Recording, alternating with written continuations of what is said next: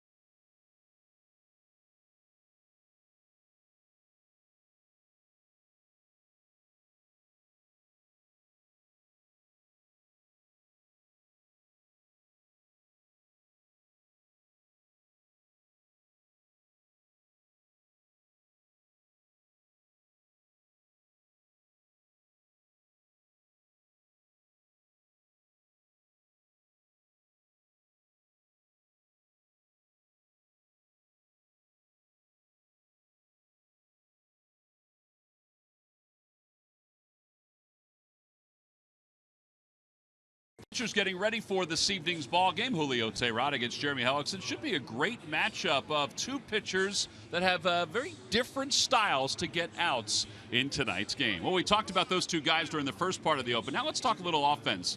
Cesar Hernandez back on June 13th, Matt. His batting average was at .245, and Pete Buchanan was not putting him in the everyday lineup. He was trying to send a message. Well, since that message was received, he's been one of the Phillies' best hitters. Well, he has, and the reason why he's hitting 1 or 2 in the order, which is you've seen a lot of fastballs. He's a very good fastball hitter, but the key for Cesar Hernandez is he's not hitting those weak fly balls. He's showing some power occasional right here with the slider inside. Nice level swing, line drive to right field, but really he's hitting the ball on the ground, which he needs to do because he's extremely fast. Right-handed, left-handers, he's been swinging them well. Putting himself in good hitters' count. He swings early in the game, but he also has this in his back pocket. A very good bunter with tremendous speeds. And third baseman might as well not even throw that ball to first base. And he's been getting better jumps at first base. We still think he can steal 30, 35 bases, but he has to trust what he's seeing. So he's having a very good month, and the numbers don't lie right here. 337, ranked 6th in the National League. 10 multi-hit games and 3 hit games as well.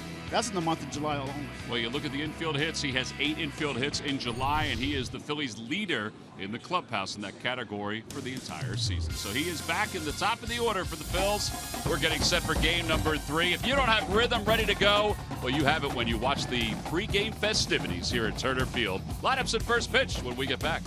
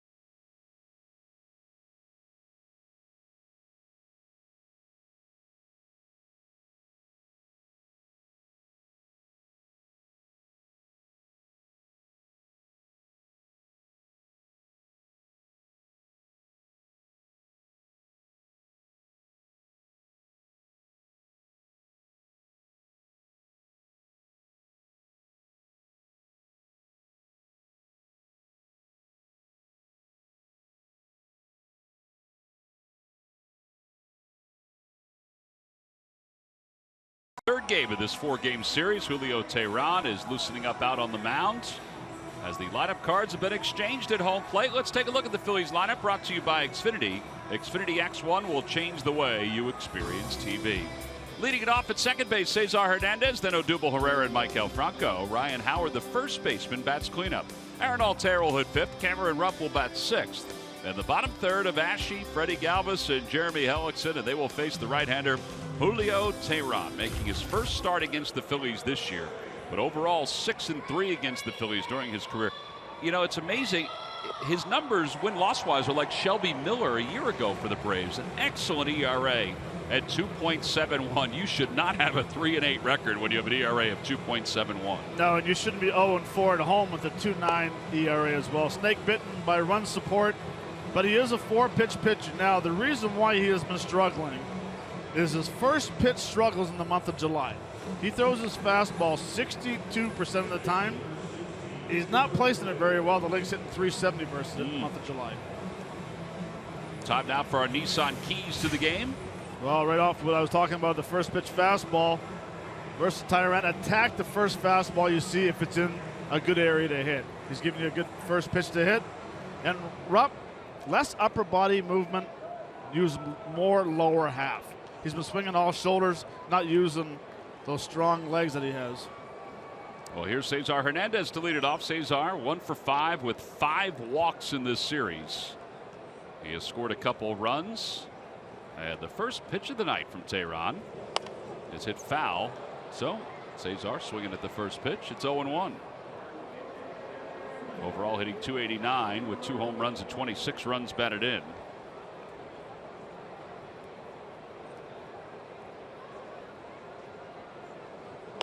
Off the hands, out of play, and it's 0-2 to Cesar Hernandez. Lucky McDonald's Phillies home run jackpot contestant is Bill Ward of Westville, New Jersey. Phillies hit a home run in today's ball game. Bill will win $200. McDonald's mix and match any two for $250 menu on the McDonald's Pick Chew menu. Fastball inside, 1-2. Tehran has 43 wins lifetime, and he's just 25 years old. Out of Colombia. First couple of years he was in the big leagues, it was his changeup that was his money pitch. It was a good pitch coming off a 95-mile-an-hour fastball. That's the reason why it was so good, because the difference between his fastball and his changeup. Now, seeing him throw 88, 89, it's a little easier to recognize to stay on the changeup a longer time. See the average against fastballs as the months have moved on. There is the changeup, and it's 2 balls and 2 strikes.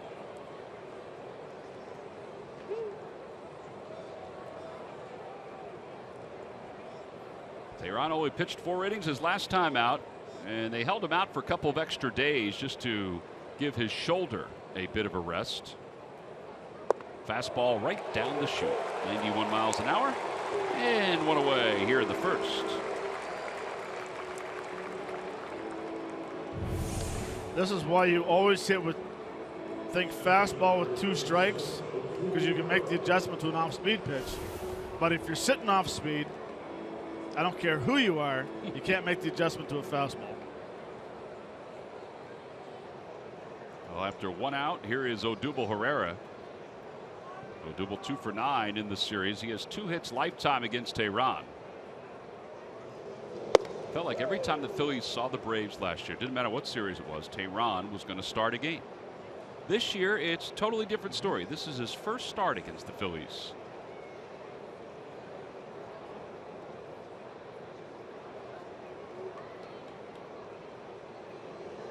Breaking ball. And it's 1 ball and 1 strike.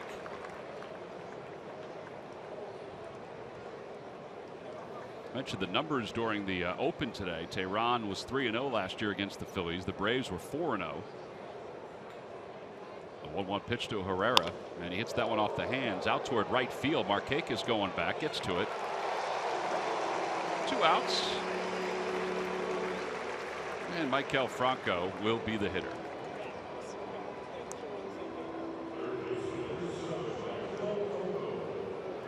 Well, Franco saw 4 pitches last night, and he was 0 for 4. I can't imagine he's going to take a pitch from Tehran, although Tehran may look at that last night and say, well, I'm not going to throw him a first pitch fastball. Or does he say, I'm going to throw a first pitch fastball when I was spotted low and away? See if he'll get himself out. Well, that's exactly what it looked like Recker wanted him to do. No balls and 1 strike.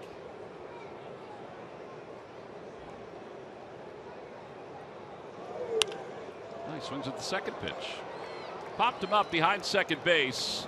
Ibar, the shortstop, calls off Beckham. Phillies go down in order. We'll move to the bottom of the first inning. It's the Phillies nothing and the Braves coming up for the first time.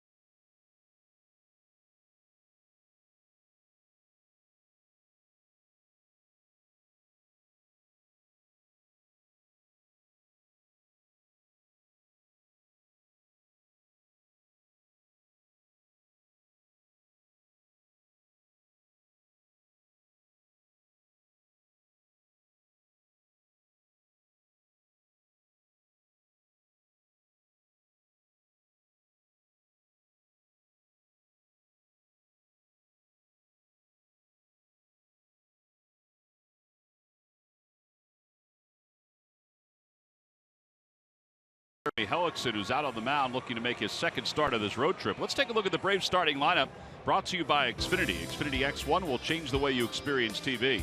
Well, it's the same lineup as last night except for the catcher. Anthony Recker will bat 8th today and will catch instead of A.J. Pierzynski. Nick Markakis had a big night last night, 3 for 3 with a double and an RBI. He is back in the cleanup spot, but he may not be the cleanup hitter for long. We'll talk about that a little later on. And, of course, the lineup wraps up with Julio Teheran batting 9th and facing Phillies right-hander Jeremy Hellickson, who comes in 7-7, an ERA of 3.65. Matt, 107 strikeouts and 125 2/3, and we laid it out there during the open. He has been an excellent pitcher over his last half dozen games. He's been very good. The reason why is he's only allowed 28 walks. Even though he's not overpowering, he does challenge the hitters with a fastball. He's relying on hitting knee-high in and out of the zone. You take a look at the scouting report. Again, not overpowering, 90 miles an hour on his fastball, but the month of July has been very good with a 1.97 ERA. Facing Jace Peterson to lead it off. Peterson is 1 for 9 in the series. Since his return for the disabled list, Peterson is hitting .292, but in his last 21 games, hitting just over 200. This is his 29th game as the leadoff batter for the Braves. It'll be Peterson, then Gordon Beckham and Freddie Freeman, 1, 2, and 3. 0-2 pitch. Breaking ball, and it's 1-2.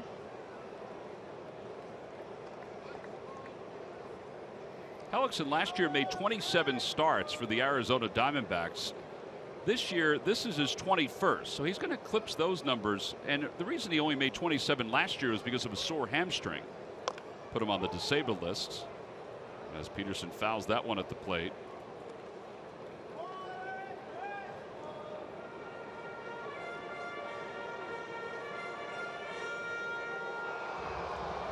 Phillies are 11-10 in his starts this year. One ball and 2 strikes to Peterson. Fastball runs in, 2-2.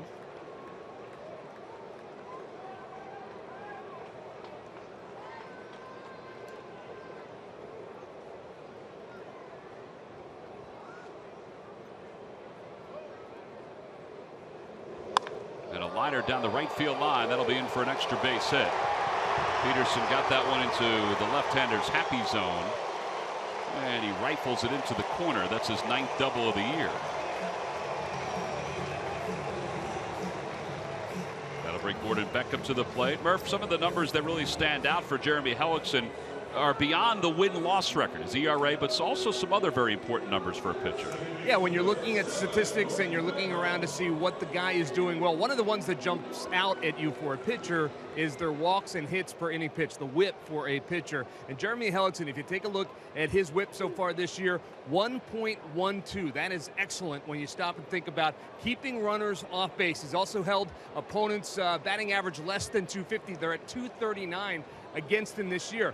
To put that in perspective, how about since 2005, only 3 other Phillies pitchers have equaled those numbers. A whip under 1.15 and opponent's batting average under 250. Those guys, Cole Hamels, Cliff Lee, and Roy Halladay. That is pretty good company to be in if you are Jeremy Hellickson. He has been very, very solid for this team this year, which is why we're hearing his name so much this time of the year, guys. Yeah, compared to last year where his whip was 1.33, and that's a significant jump from 1.12 to 1.33. His numbers this year are sort of along the same lines as the year he won 13 games for the Tampa Bay Rays. That was back in 2011. He was 13-10 for the Rays with an ERA that was under 4. 1 ball, 1 strike to Gordon Beckham. And Beckham lifts it to right field. It's not that deep. Peterson will tag. And Altair with a strong arm will let it fly. 1 out.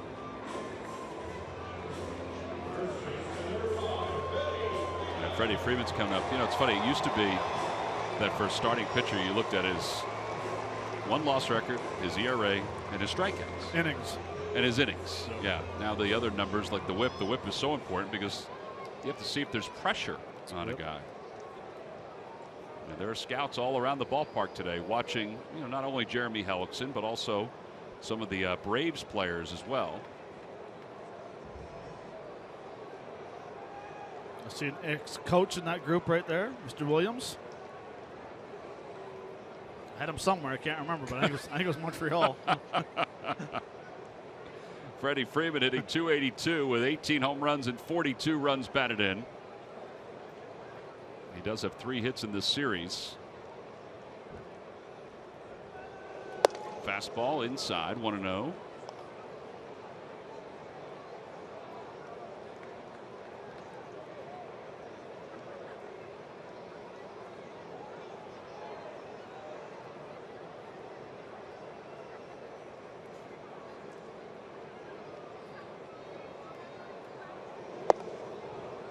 Challenged him with another fastball. This one right down the middle. I will say about Jeremy Hellickson's delivery. As you can see, this ball has pretty good movement. Swung underneath it. He has a lazy delivery, we call as a hitter, because he tries to lull you to sleep. Everything was such a slow motion. And then all of a sudden, his arm comes forward very, very quick. So it surprises you, his 90 actually comes in harder than 90 miles an hour because everything's just so easy delivery, and then very good arm strength. So you kind of sit there and say, okay, why my body has to go like his body's going, nice and slow. Next thing you know, the ball's on top of you. I remember as a kid watching games on television as Hellickson peeks back at second.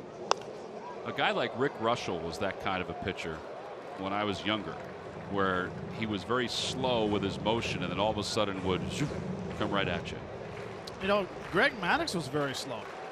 Greg Maddux didn't have a quick leg kick. He had the exact same delivery every time, although he went over his head with his hands. I mean, there's more I think about. There's probably a ton of guys that I faced. Jamie Moyer had a lazy windup. He was very slow in his windup as well. It just seems like the guys that are, you get that herky-jerky delivery, and then all of a sudden their arm catches up to their body. You can time a little bit more, and if they're throwing 94, it looks like a true 94. But someone just who has a lazy windup, like Hellickson, the ball gets on you a little quicker. 1-2 to Freeman. Breaking ball to the right side. Ryan Howard will have it. Hellickson's there to cover. 3-1 on the putout. Over to third, Peterson. 2 outs. Well, he is the guy that you fear in this Braves lineup. I mean, no offense to Nick Markakis, who has good numbers with runners in scoring position. But if you can get Freddie Freeman out with a runner in scoring position, even though he has struggled this year in that category, I still think you've done your work.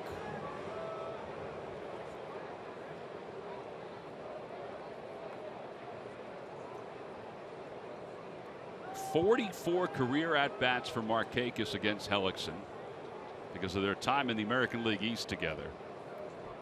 Markakis hitting .265 with 5 home runs and 51 runs batted in. He had a big night last night, as we mentioned. He was 3 for 3.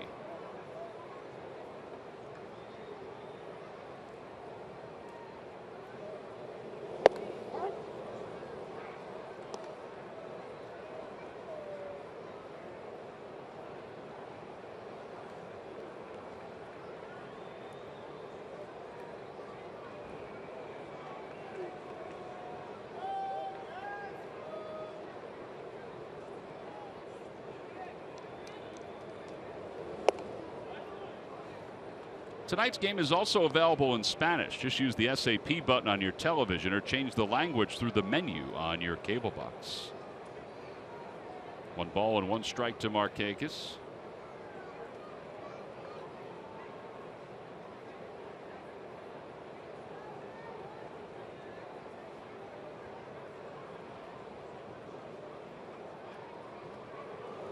Inside, 2-1.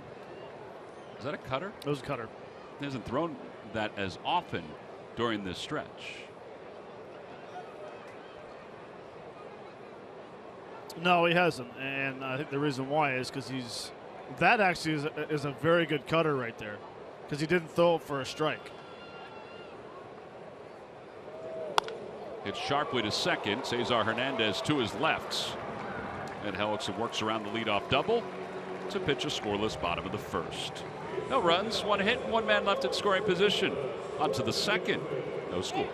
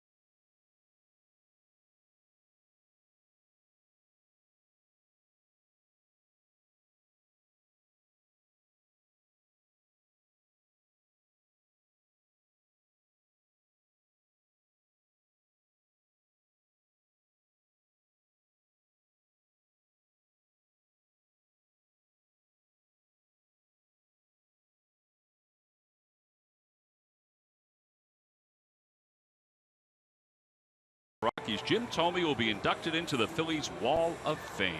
A commemorative print will be given out to all fans, compliments of Toyota. You can purchase your tickets by going to Phillies.com. It'll be good to see Jim Thome honored by the Cleveland Indians this weekend. Top of the second, Ryan Howard will lead it off. Howard had a pinch hit double in last night's ball game. And then Tyler Goodell came on to pinch run for him, and Goodell was thrown out to finish off the game over at third base, a force play at third base. Howard hitting 167 with 14 home runs, 30 runs batted in.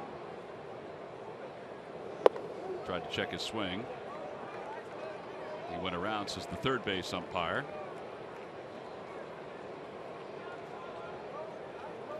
Ryan does not play every day, as everybody knows. Tommy Joseph is getting the lion's share of the duties at first base.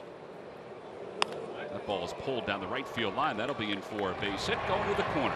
And Howard will get to second with his 6th double of the year. But here's the thing. Ryan Howard doesn't play all the time, but if you look at his numbers since the 22nd of June, he's hitting close to 270. With 4 home runs and 8 runs batted in, and now 7 extra base hits. Well, and I think a lot has to do with his change of his stance a little bit. He's more crunched over a little bit, a little shorter swing. Good placement right there. I watched batting practice yesterday, and I bet you Ryan Howard hit 8 balls just like that in BP. Aaron Altair takes a changeup, and it's 0-1. Yeah, he's not necessarily an everyday player anymore, as we all know, but you know, as an extra man off the bench, those aren't bad numbers. I know there's a lot of strikeouts in there, but those aren't bad numbers. 0-2 to Altair.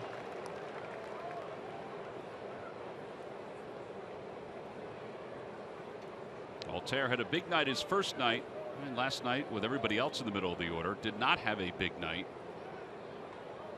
Middle of the Phillies order was hitless in last night's ball game.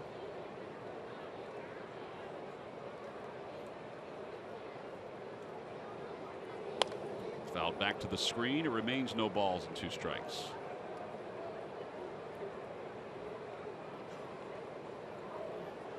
How about the Phillies on this road trip? I know we've talked about it, but the numbers are just glaring even after last night.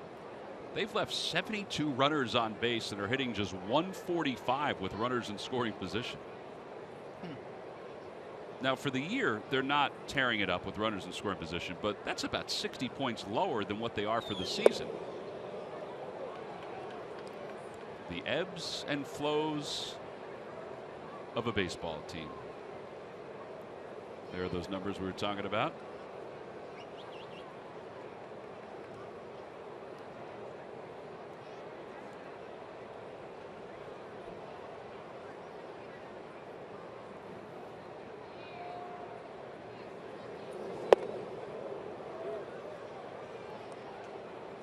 Well, this is their first opportunity with a runner in scoring position here tonight against a tough pitcher. Yeah, and a few of those opportunities that we left runners on or we did not get a hit with the runners in scoring position, I believe there were 3 of them with the bases loaded, 2 in one game. Yeah.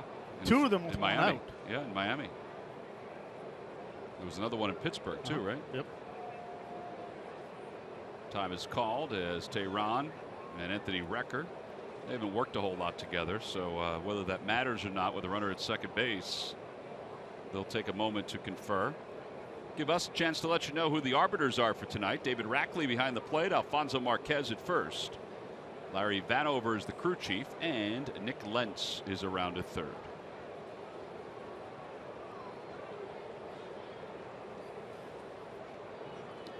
"83 degrees as we speak. Man, did it rain before.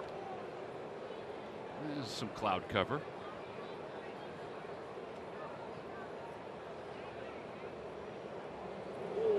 Outside 3-2. It did not discourage the fans from watching the alumni softball game, which was won by the 91 alums. 5-2. They used the solo home run. They rode the solo home run.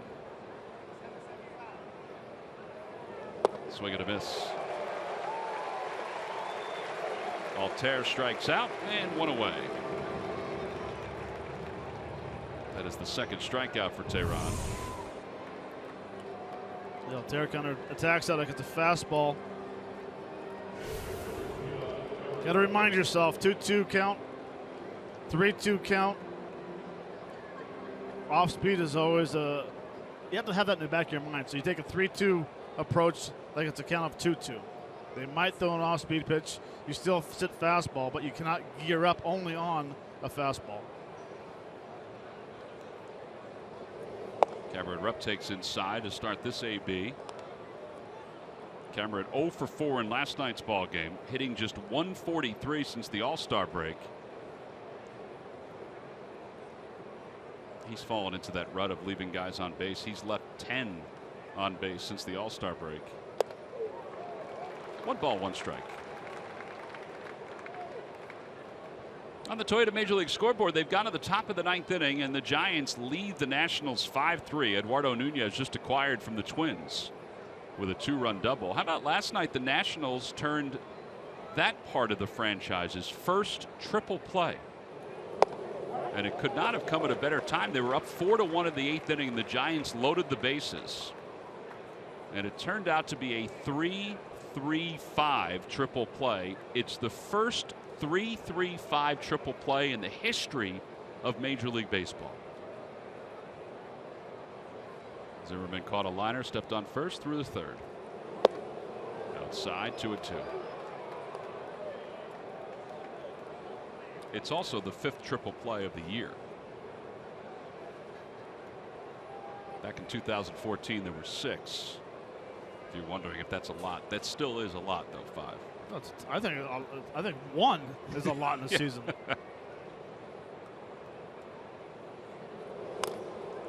Rupp stays alive. It remains 2-2. Washington had a 3-0 lead in that game. Today? Yeah. They got a new closer today. Yes, they did. They got a new setup guy as well. Yeah, the old closer said he's going to ride it out. He'll be the setup man. That's Jonathan Papelbon. We'll see.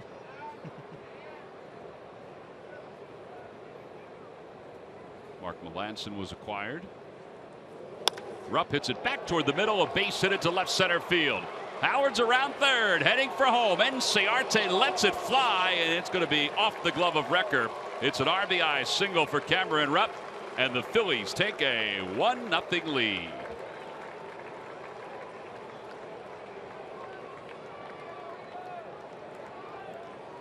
Well, that'll make Cameron Rupp feel good about himself because he was working before the ball game about on his swing and about his delivery at the plate. Well, yeah, and what he's been working on is he was in a little, I don't like calling it a slump. He wasn't hitting so well. But this swing right here, kind of head stays down, where before his head was down, but he was casting his hands away from his body, and his head was going to left field. So he was always swinging upper body, and that swing right there shows how he just used his lower half and drove that ball up the middle. That RBI for Rupp is his 30th of the year.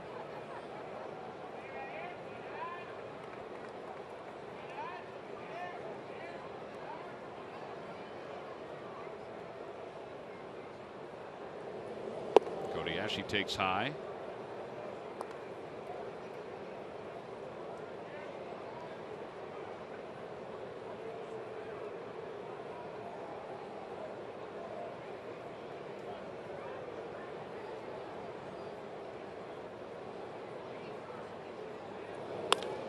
Center field, Inciarte goes back a few steps.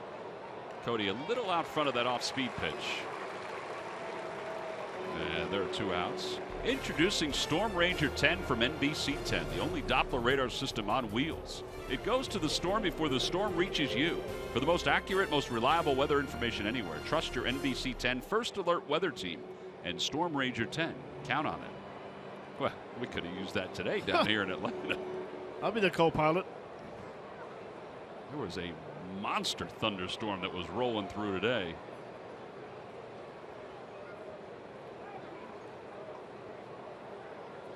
Freddie Galvis takes strike 1. Yeah, but that monster thunderstorm came through and lasted, what, 5 minutes? It was fast. There was a lot of rain, though. Yeah, flooded a little bit of the Interstate 85. 85, is it? Mm-hmm.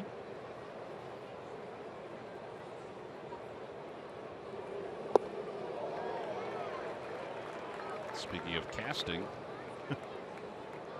Freddie Galvis 6 for 14 against Tehran.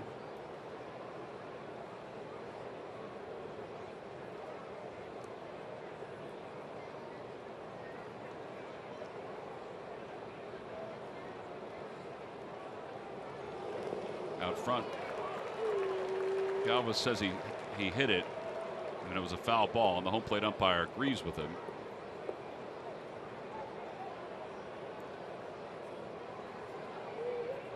By the way, here's the deal we were talking about with the Nationals receiving Mark Melancon. The Pirates do get a good pitcher in Felipe Rivero and a prospect in Taylor Hearn. Thought was Melanson was going to be around for what, this year and next. Rivero, he's tied up for the next 5 years.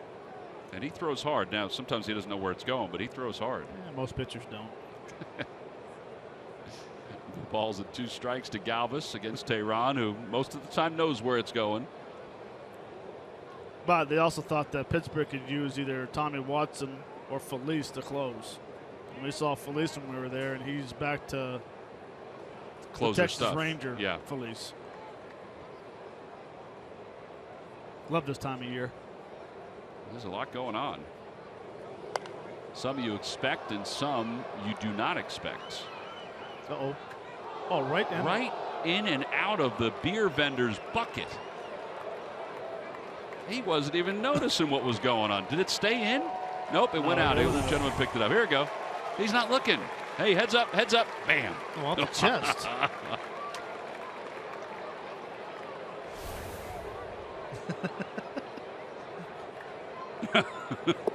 Swing and a miss by Galvis. Strikeout number 3 for Tehran. That gentleman might sell some more beers. Look, the Mick Ultra is dented. He can't sell that one anymore.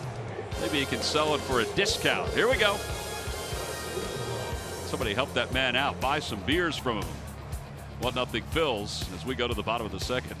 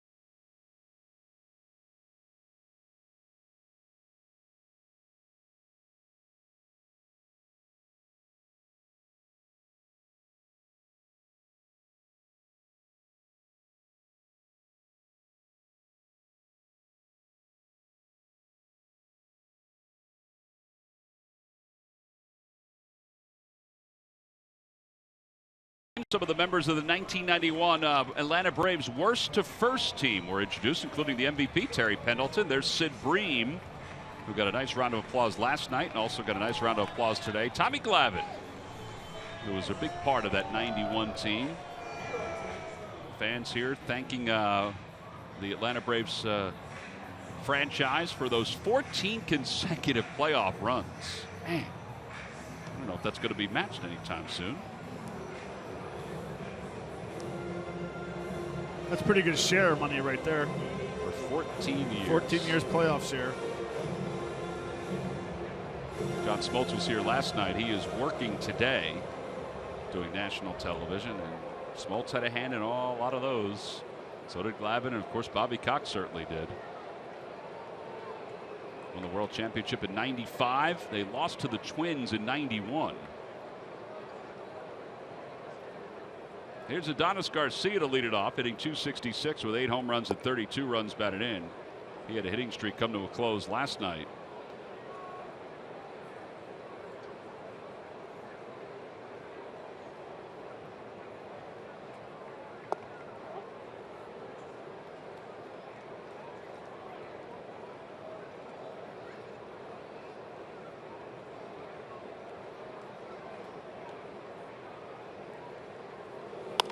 Fouled away, 1-2.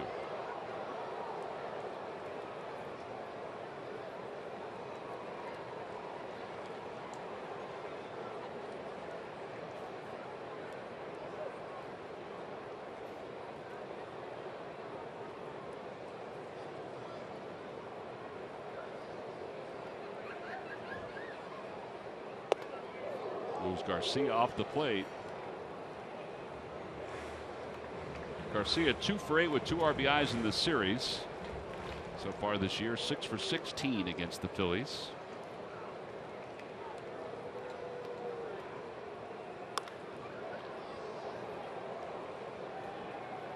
It was a decent changeup too. He had him way out in front, and all he could do was foul it off just to try to stay alive and not strike out.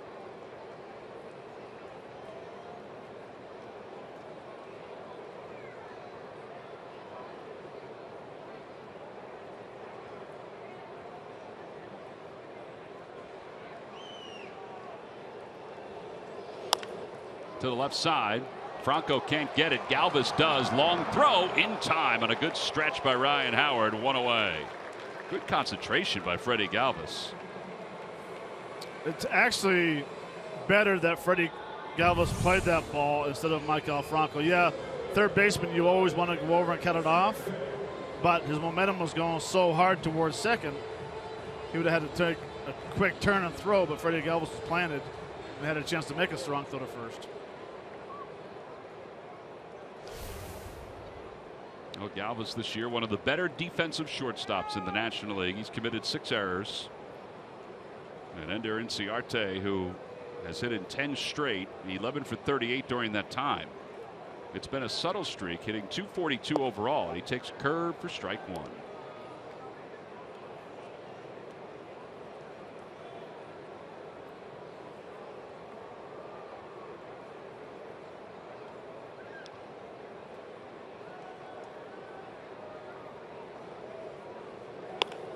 Out to center field. It's not deep. Here comes Odubel Herrera, sidewinding in, makes the catch for the second out. Time now for our Geico quote of the day. Pete Buchanan talking about players dealing with trade rumors. To be very honest, I don't know anything. I think it's better off that way. I might say the wrong thing without meaning to. I'd rather not know. I'm not in the decision-making process as far as who they're going to trade for. The scouts are scouting. The people in the front office make their decision based on what information they have on these other players. Eric Ibar's the batter, and he lines one to left field. That'll be in for a base hit. Ashe will cut it off. Ibar stops at first. Now, the Braves probably pulled off a reported surprise deal, as they were able to receive Matt Kemp from the San Diego Padres for Hector Olivera. Olivera has been in trouble this year. He's owed a lot of money. Kemp is owed a lot of money. So the Braves figured, let's get rid of Olivera. Let's bring Kemp in. Now, they could trade Kemp again if they choose to, or they can utilize him as they move into the new ballpark next year. That's a steal for the Braves. I mean, if you're going to go contract for contract, you get Kemp and a guy who's been in trouble who's in AAA. Yeah, Kemp is signed through 2019, and Oliveira is signed through 2020 with an option for 21. Plus, the Braves would pick up about $18 million of the deal. I think LA has to pay $3.5 million. But there are also apparently there's some talks about the money. The LA owes them money because of the trade. Oh, the Los Angeles Dodgers still owe money. Million. Oh, wow. Record takes inside, 1 ball, 1 strike. It's amazing, isn't it? I mean, that a third team owes money from a previous deal. And Bobby Bonilla still gets $1 million every year. From the New York Mets. Good for him.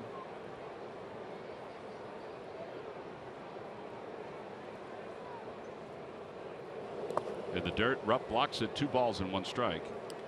Well, so for the Braves, my thought would be that Kemp goes to left and Ciarte stays in center. Markakis is in right. That's not an awful outfield. No, it's not.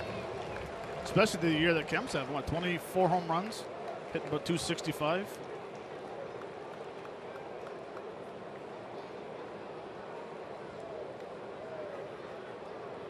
Two balls, 1 strike to Anthony Recker. Recker hits it sharply to short, backhanded by Galvis. 6-4 on the putout. I wasn't sure what Cesar was doing out there, but he was just fraternizing. We'll go to the third. 1-0 Phillies on top.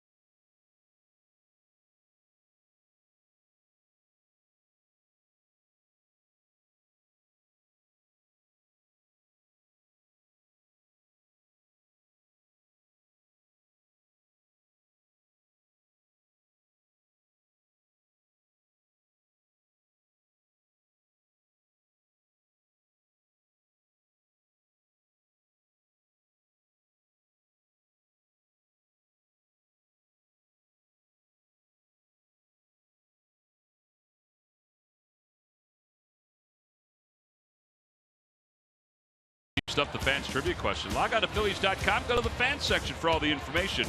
Please submit your answer on the subject line. The question is, what NHL team drafted former Braves pitcher Tom Glavine in 1984? Glavine was a very good hockey player. Very good hockey player.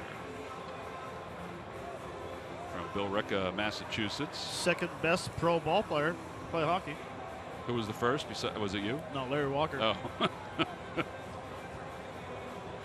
Where do you rank in that? 3? No. 4? I don't even put myself in that category. Come with those on. guys. No, I mean I dominate those guys. Walker actually was a goaltender. Oh, was he really? Yeah. Jeremy Hellickson takes high. It's 1-0. Did you ever play against any of those guys at all in hockey? No. You mean Glavine and those guys? Yeah. No. Hellickson pops it up. Freddie Freeman says he has it. Did you ever tell Larry Walker that you were a better hockey player than he was? He knew it. He didn't have to ask. That's He right. was a goalie, so it didn't matter. Yeah. Justin Morneau was a goaltender as well. I did know that. Actually, when you said Walker was a goaltender, I was trying to think of which player also was a goaltender, and it was Morneau. Cesar Hernandez coming up.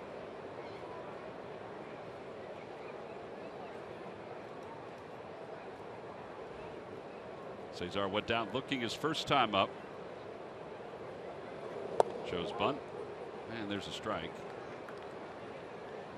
How about the improvement from Cesar? 245 on June 13th. And he's raised his average 44 points since then with a 356 batting average during that stretch.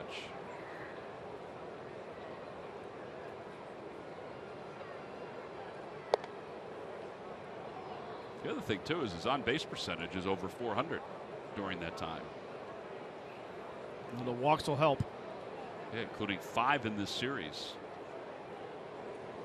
Up and in, 2-1.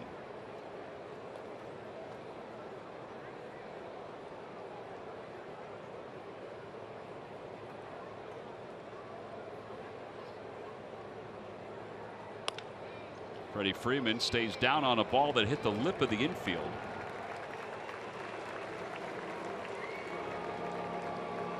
Two outs.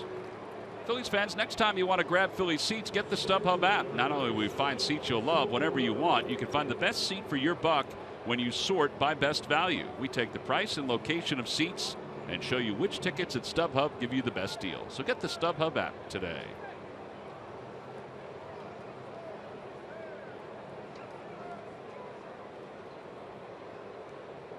Odubel Herrera flied out to right field his first time up. Ball carried pretty well.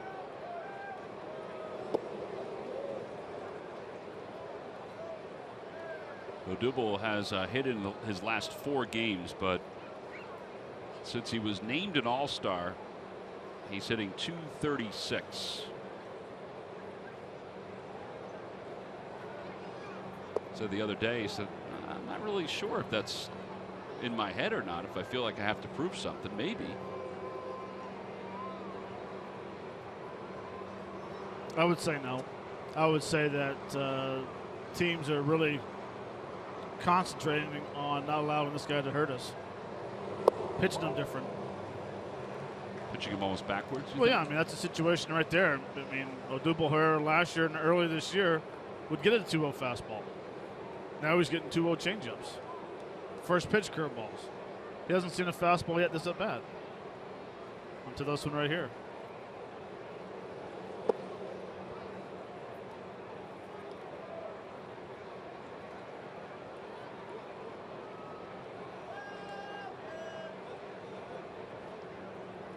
Pete Canada has said that he's not concerned about it. He thinks that Odubel's a hitter, so he'll figure it out. Oh, he will. Fly ball center field. Inciarte going back on it. And right at the wall makes the catch. Those are 2 balls that he's hit in the air tonight that have carried way better than they looked off the bat. But they're still outs. 1, 2, 3 go to the Phils. On to the bottom of the 3rd. 1-0. Phillies on top.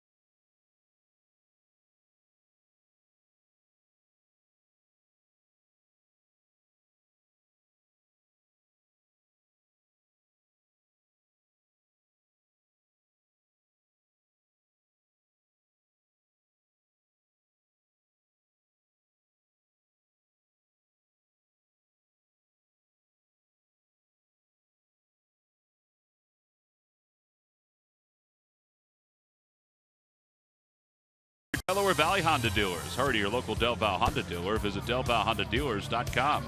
By Jefferson. Call 800-JEFF now or visit jefferson.edu.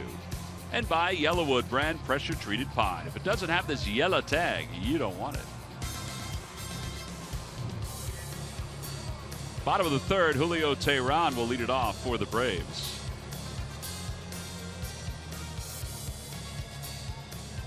So far, 2 hits for Atlanta. Teheran hitting a .188, 6 hits and 32 at bats. And Teheran shows bunt, takes a strike, 0-1.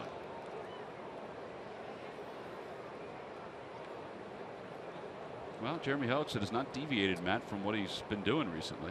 No, he hasn't.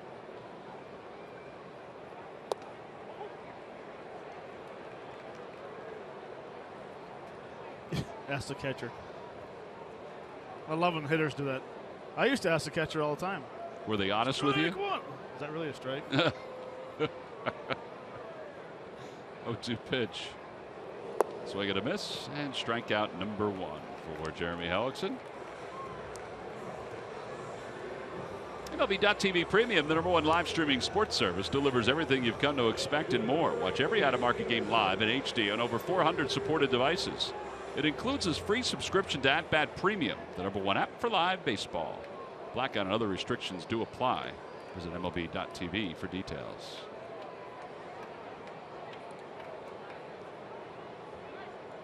Curveball. High.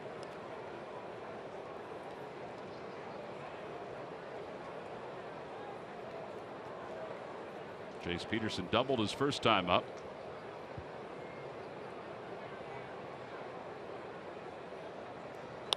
And he has the second hit of the night.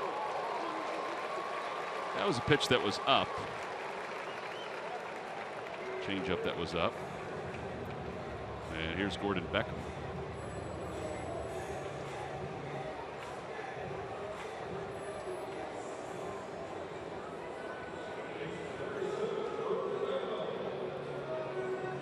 When you miss that high on a changeup, you're glad that the hitter hits it square. And what I mean by square means he doesn't get the little backspin, hits underneath the ball, because those ones there go a long way. 81-mile-an-hour changeup.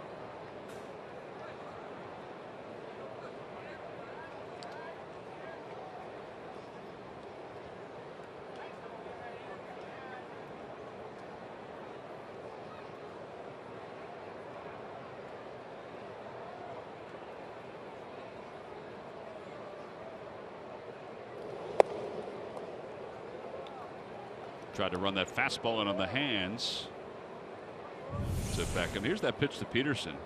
Yeah, it's a high changeup. Look how he just hits that ball right square on. He actually hits a little towards the top.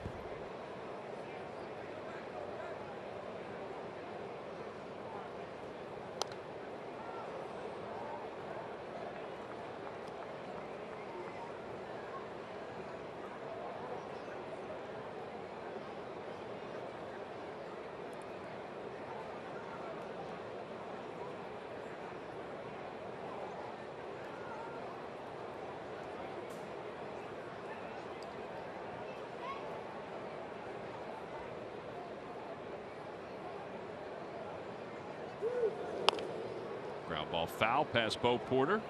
1 ball and 2 strikes. And Peterson goes back to first base.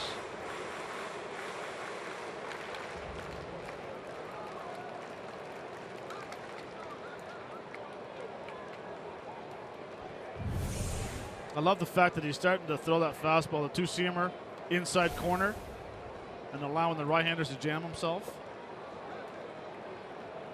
It does have some late run on it. Yeah, it does, and you know, throwing the 2-seamer into the right-handers is almost the same as throwing a cutter to a left-hander. You don't necessarily need to throw it for a strike. You start it on the corner, and you allow the movement of the baseball to get the hitter out. Or what it does, it sets up like the next pitch. You try to throw that curveball or the slider low and away. If it's low and away.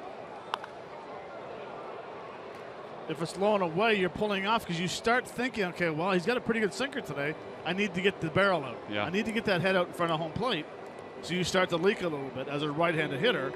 Next thing you know, the backdoor fastball, the big curveball low and away, the low and away changeup becomes even a better pitch. It's the same as a left-handed hitter. If I continue getting cutter after cutter after cutter inside, I start to cheat. The hip goes. Next thing you know, it's a changeup away. Snorkel. Popped him up. Shallow right field. Aaron Altair is under it. What was Cameron Rupp just yelling? Up. Oh, I thought he was trying to tell Hellickson to go over. His voice does carry, though, doesn't it? You're right, it does. Take a listen.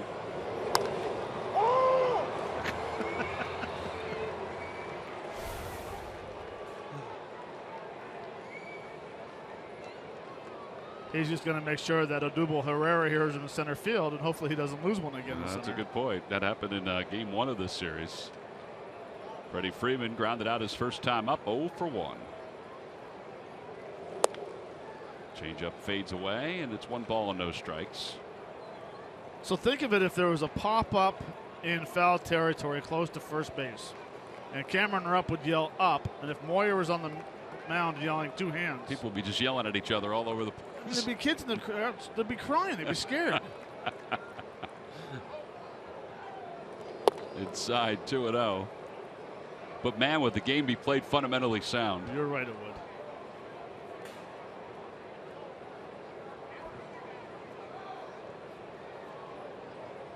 Jamie would have had a field day today in the celebrity softball game, the alumni softball game. Brian Hunter would have listened.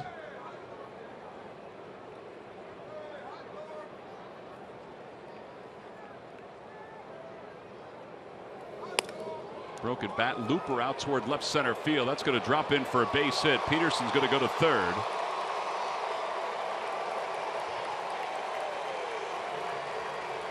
First and third with 2 men down. Now what are you going to do with that one? Freddie Galvis was shaded to the third base side, and Franco was on the second base side. There's not much you can do there. Peterson realizes that the ball's in no man's land. You go to third base very easy.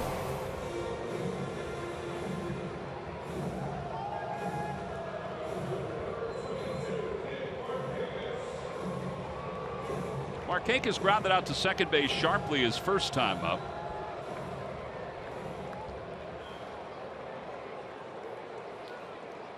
Hitting over 300 with runners in scoring position. Well, he's got that chance here. He had it in the first inning.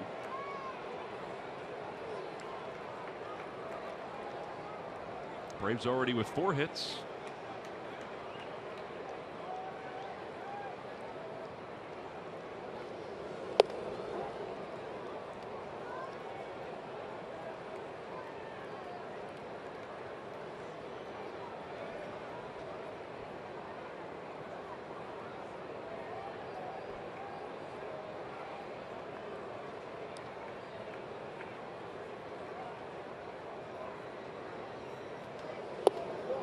They appeal, no swing, says the third base umpire.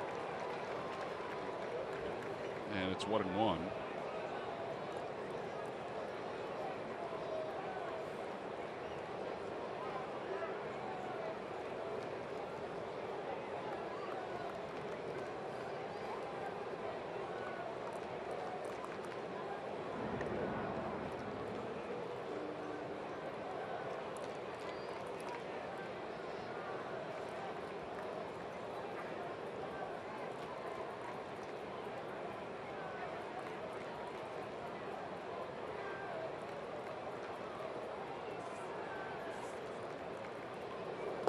In the dirt.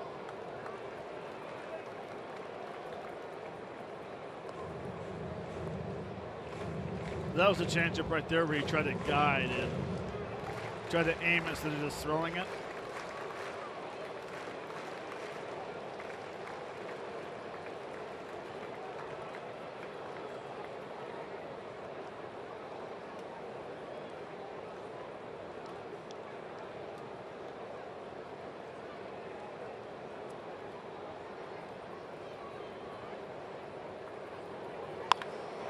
Down the right field line, foul.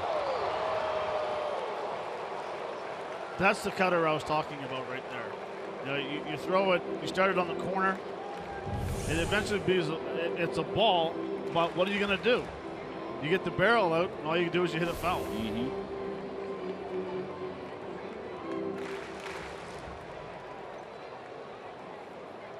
A cutter should never be thrown for a strike unless it's a backdoor cutter. Melanson's very good at it.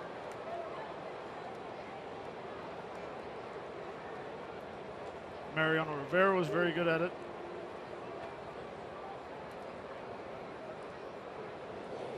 Ground ball, it'll leak into center field, a base hit. Hellickson upset with himself. He thought he had a chance there. And it's a 1-1 ball game.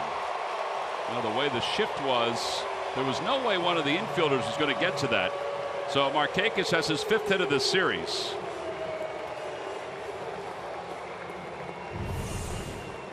It's a pretty good location. It's off the plate. It is down. I think even if this Cesar was playing straight up, it would have been a very tough play. So we're tied at 1, and now Adonis Garcia is coming up.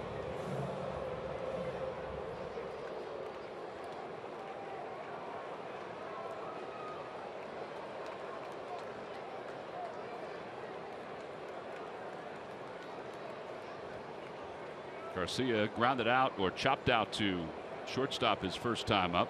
0 for 1.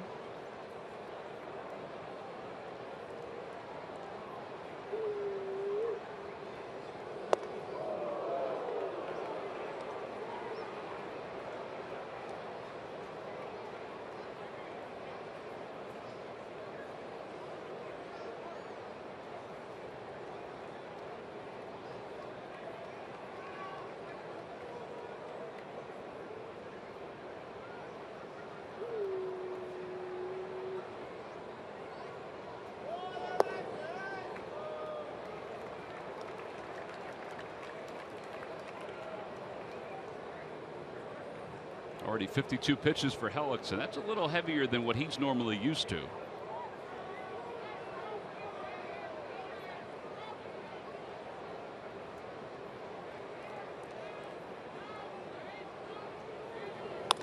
And a base hit into left field gives the Braves the lead. It's 2-1.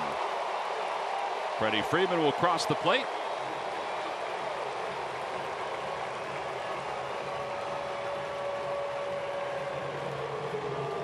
Three consecutive hits. None in which they were hit hard. No. Freddie Freeman broke a bad single. Markakis single up the middle. This one here, just a Martina Navratilova lob off the end of the bat.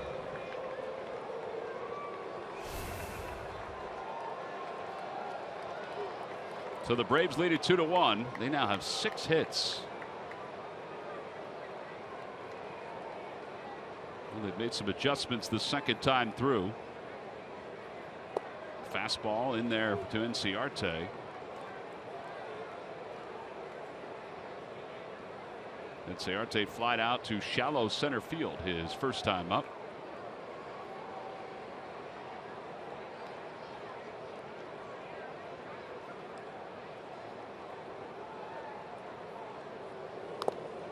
Foul tip, and it's 0-2.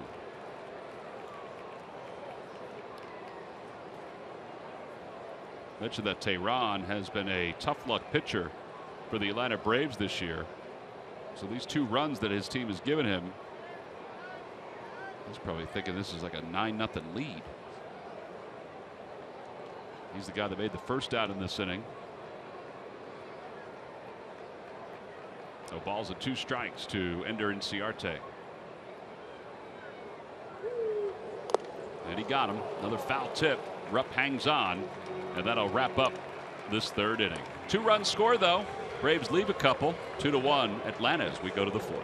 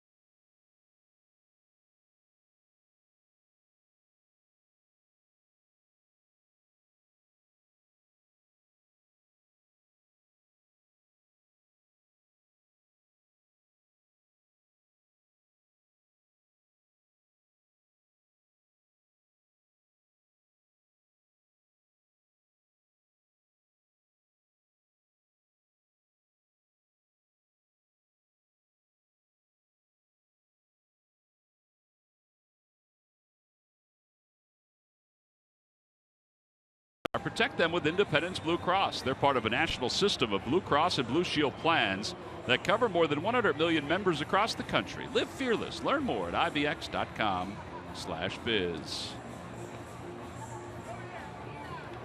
Phillies are down 2-1.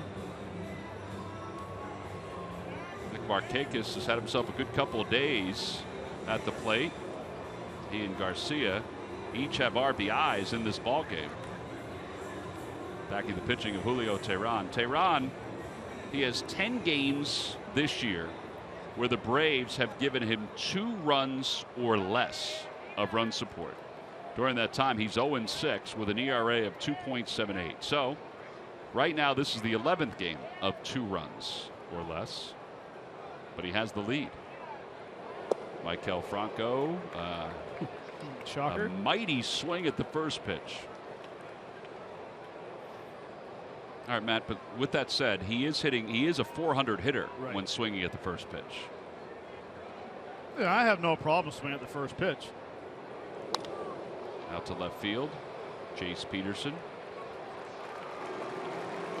I don't think they were going to give him a fastball there. No, and look, he's got 19 home runs. He wants that 20th home run. Yeah. Been there, done it, where I overswung at 19. I said, okay, I need to get that 20. Then you get 20, like, okay, I want 30. You get on 29, you're like, oh, I can get 30. And you start swinging at everything. Well, you really do. It's part of baseball. It happens. Well, he is on that pace to get more than 20. Ryan Howard is now the hitter. He doubled and scored his last time up. Well, it is alumni weekend here in Atlanta, and there are some Phils alums that are also Braves alums. And speaking of Phils alums that are Braves alums, here's Greg Murphy. You're right about that, Tom, and we've seen a couple of them. We've talked to a bunch of them, but how about the guy to my right? I don't think he needs an introduction. In Atlanta, certainly not, but not in Philadelphia either. Dale Murphy joins us. Nice to see you. Oh, it's great to see you. We've had a fun weekend, and it's fun that we're playing the Phillies. Got a little connection there, so it's fun. Talk a little bit about, because we see these alumni weekends all over baseball, but you know, obviously here there's a nice crowd, and you know, we've even got a fan club now in front of us. If you guys could just slide right over there, that would be ideal. And just keep, there you go. Thank you. Tell Dale's directing traffic for us now. Studio audience. It's terrific. No, so just it must be nice to get a chance to come back and see some of the guys that you played with, played against, and have known for many, many years. Yeah, it is. It's a lot of fun, a lot of good memories. You know, I didn't play in this ballpark, but still it's part of Braves history. My ballpark's over there, right over there. a parking lot. So just to, you know, for the chance to come back. The Braves have done a good job with the alumni, and I know the Phillies do a great job too. I get a newsletter all the time, and you know, I got good memories there too. Yeah, we got to get you up to Citizens Bank Park. You didn't get to play there either, but you know, I do remember the 2.5 years that you spent in Philadelphia. What do you remember most about that time? John Kruk. No, you know, I didn't play that well. I had a few more injuries up there, but I loved playing for the organization, for the guys. It was just a great experience for me to experience something, you know, other than here, and I was excited to go there. I wish I'd have done better, but I had a great experience there. I loved the guys, and had a great time. I know you're still connected, obviously, with the Braves organization, but still connected with baseball as well. And do you get a chance to watch a lot of games? Are you still a fan? Would you consider yourself a fan of Major League Baseball at this point? Oh, absolutely. You know, I love watching these guys play. These guys are much better athletes than we are. I don't know how they hit all these 100-mile-an-hour fastballs, but it's you know, I love the game, and I'm interested to see how the Braves, you know, starting to rebuild a little bit, and they got the new stadium coming up, so there's a lot of good things happening here with Atlanta, and just the sport in general. I think they're, you know, a lot of good stuff, a lot of good players, a lot of good young players. And finally, what keeps you busy nowadays? I know you have your own charity and are very involved in this community. What keeps you busy? Well, actually, I'm doing a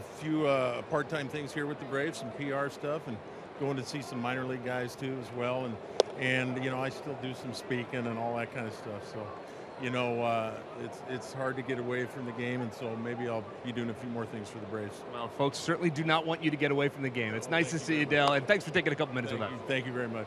Guys, we'll send it back to you. All right, Murph, thanks for talking Go to ahead, Murph. guys. Murph can now allow traffic to advance.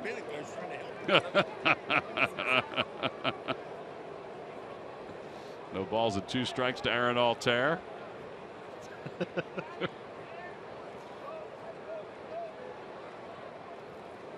Altair hits it out to shortstop, and Ibar's up with it. And a 1-2-3 inning for Tehran. He's now retired 8 straight.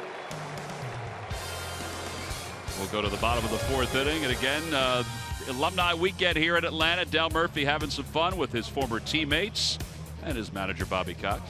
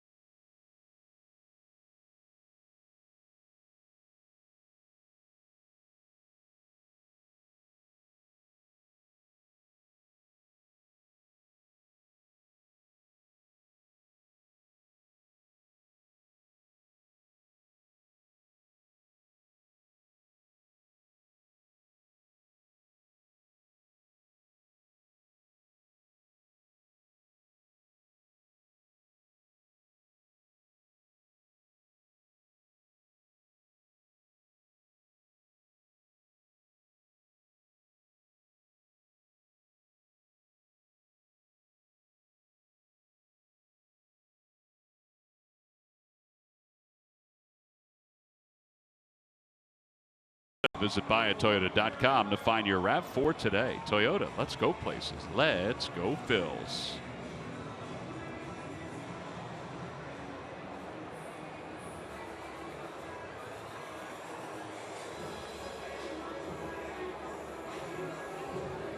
Eric Ibar will start it off here in the 4th inning. 2-1 Braves on top. Jeremy Hellickson 56 pitches through 3 innings.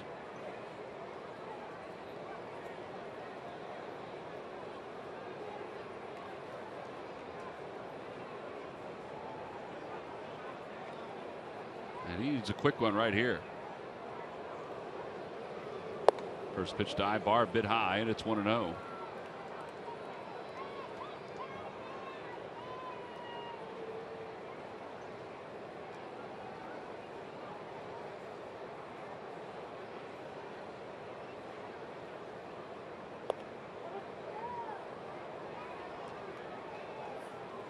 Jeremy Hellickson's pitch count is up a little bit. He's usually averaging right around 15.1 per inning.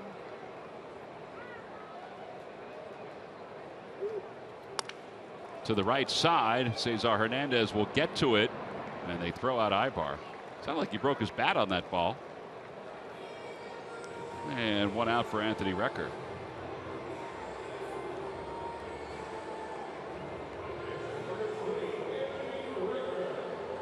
Did you ever notice what he comes up to for a song? Wrecking Ball? Wrecking Ball. Yeah.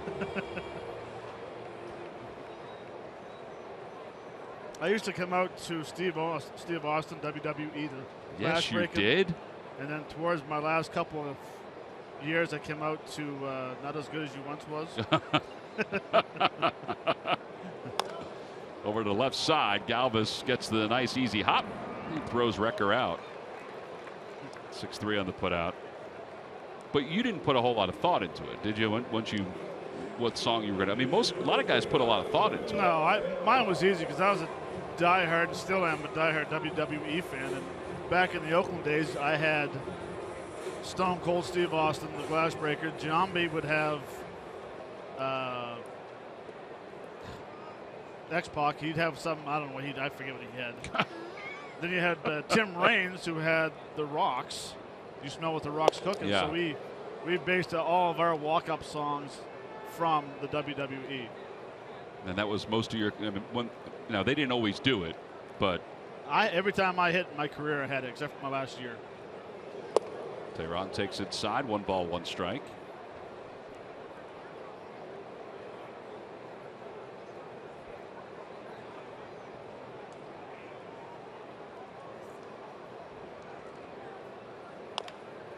Tapper back over the mound.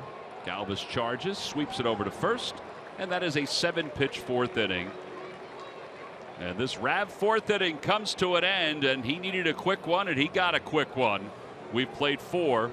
We head to the 5th. It's 2-1. Braves on top.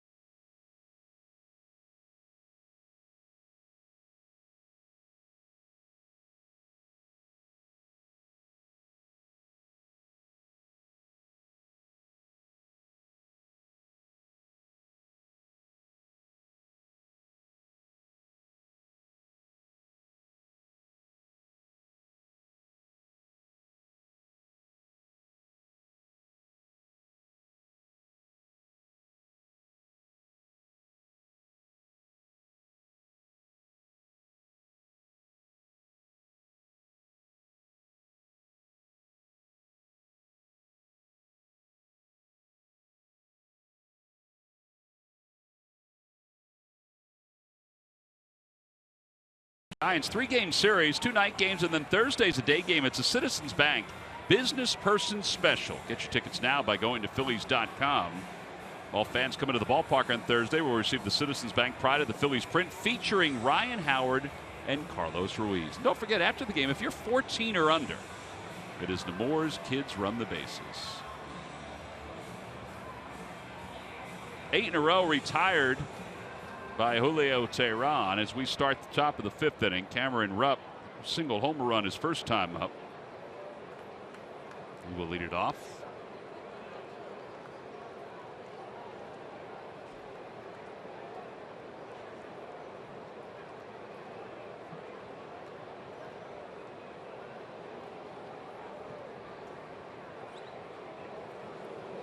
Well, obviously what Julio Teheran went through a week ago in Colorado is not giving him any issues here tonight.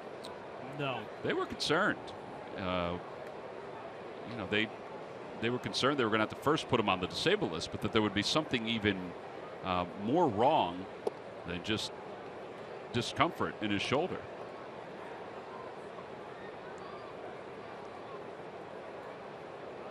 Well, here we go. Braves average 2.5 runs per start for Teheran. Adam Morgan was on that list. Jared Eickhoff is still on that list.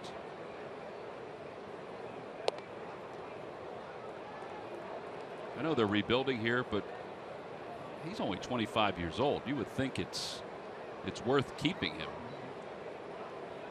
as they go into a new ballpark. Well, he is young, but the only thing I have a concern is that his velocity has dropped. Well, that is true. You are right about that, because when he first came up, he was 95 consistently. Now he's max effort and he's hitting 91. You know, where's he going to be in 2 years? Yeah, because he is, like you said, a max effort guy. I mean, everything goes into his windup. 3 balls and 1 strike to Cameron Rupp. And Cam fouls it at the plate, 3-2.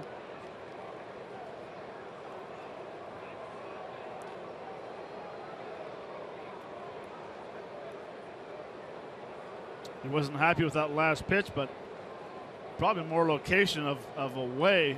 It was more of the plate, but it was still down in the zone.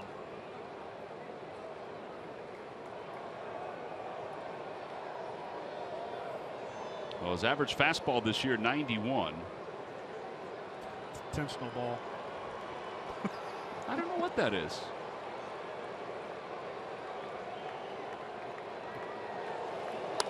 And Rupp hits another one into left field. He's 2 for 2. Are you seeing a different Cameron Rupp with those 2 swings? Yes, I am. I'm seeing a more compact swing. Just a quieter upper body. See how early he got his toe down? He uses his hips, his head stays down. If that was yesterday, he would have swung and missed because everything would have went in the dugout.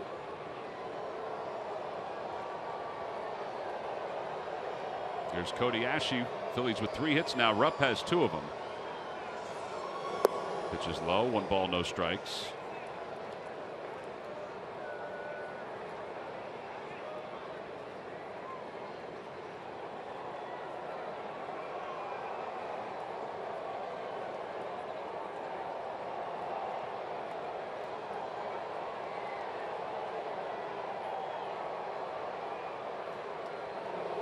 Swing and a miss.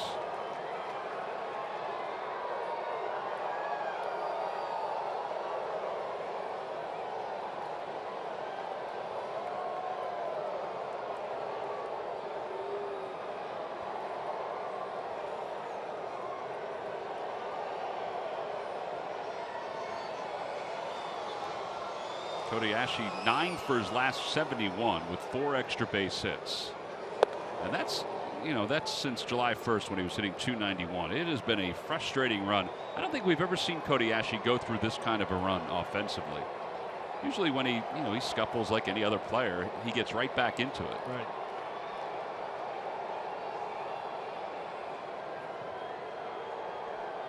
Two balls and 1 strike. Pulls that one into right field, a base hit. So Rupp will stop at second. Maybe that's the start of something for Cody, who now has 3 hits in the series. On the Toyota Major League scoreboard, St. Louis and Miami are battling down at Marlins Park. Marcell Ozuna, a 2-run home run, his 19th of the year. It's given Miami a 5-0 lead over the Cardinals. No Ichiro tonight, with Jaime Garcia starting that ball game for St. Louis.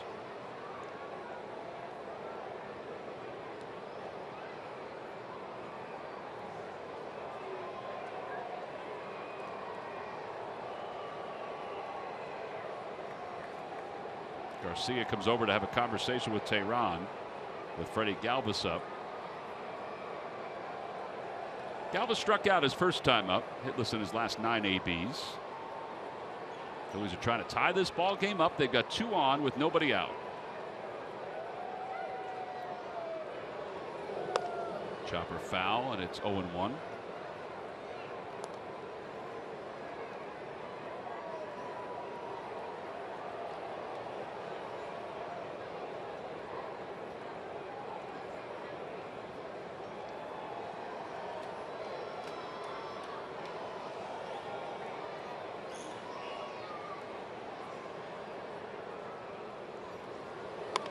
Fly ball, shallow left field. Jace Peterson is under it. Freddie Galvis is retired. And Jeremy Hellickson will be up next. That's not the kind of swing you wanted, obviously, with runners on first and second and nobody out. He wasn't going to bunt because the pitcher was coming up next. Right. No, and he's not going to bunt. The only thing I would question is his pitch selection. Correct. He swung at a first pitch curveball in the dirt, and then he swings at a changeup outside, which tells me that I'm trying way too hard to do something in this spot. Hellickson squares. He is the Phillies' leader in sack bunts. He has 7. Well, if he lays this bunt down, he better bunt it to third base, because if he bunts it towards the pitcher of first base, you're going to see probably a 3-5-4 double play. 3-5-4, huh? Yeah, because Beckham is moving over to the first base bag. Correct. And Freddie Freeman is diving.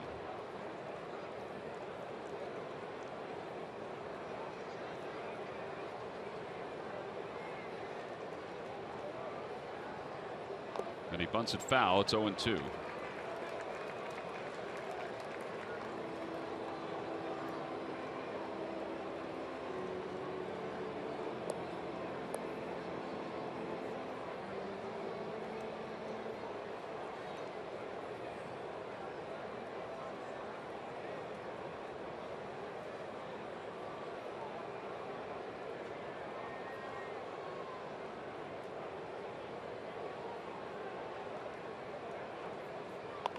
Foul ball.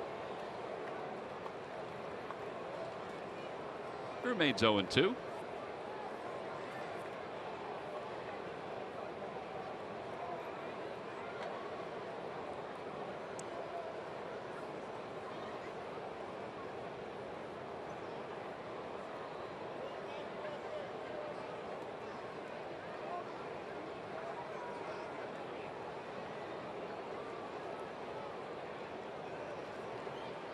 Pulls that one. That's a fair ball over the third base bag. And the ball boy hops over top of it. One run is in. Ashe's around third. He's being waved home. And Hellickson will have a 2-run double. And the Phillies take the lead. It's 3-2. Well, his only 2 RBIs this year came on squeezes. So now he has 2 more the traditional way.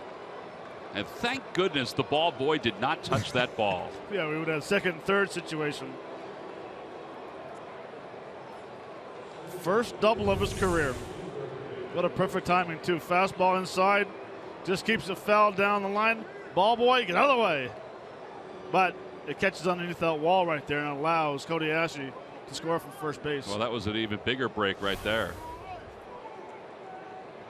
I don't know if somebody yelled to the ball boy that it was fair, if he just dawned on him that he saw the umpire point to fair territory.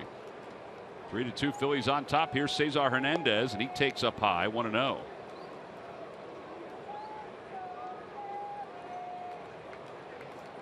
Boy, this is a heck of an inning now for the Phillies. All started with the Rupp single. Give credit to Juan Samuel for noticing that ball down the corner.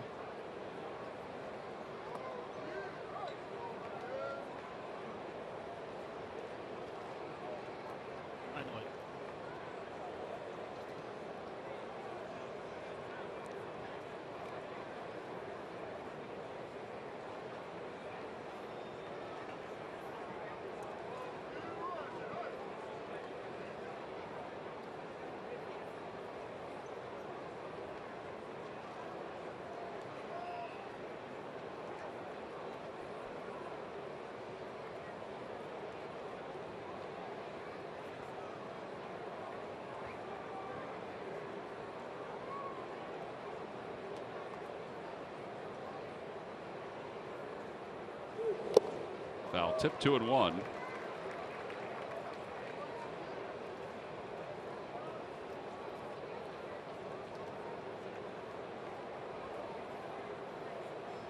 I can only imagine what the dugout feels like when the pitcher comes up with a 2-run double in that situation. Seriously. Energy. Extra chat going along with the pitchers.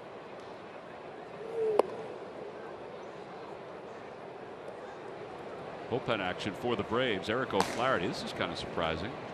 Yeah, 74 pitches. Well, maybe it's based on what happened last time. Still surprising.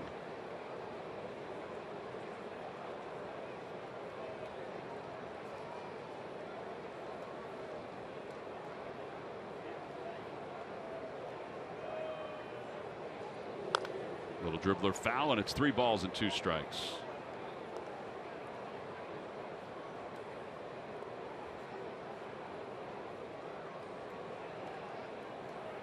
Odubel Herrera is on deck.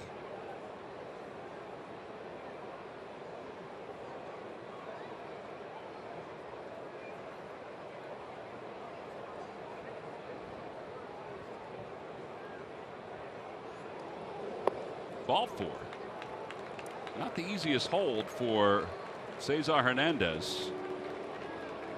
Have a consumer complaint? Harry Hairston and the NBC 10 response team can help. Just visit NBC10.com or call 610-668-7377. NBC 10 responds. Count on it.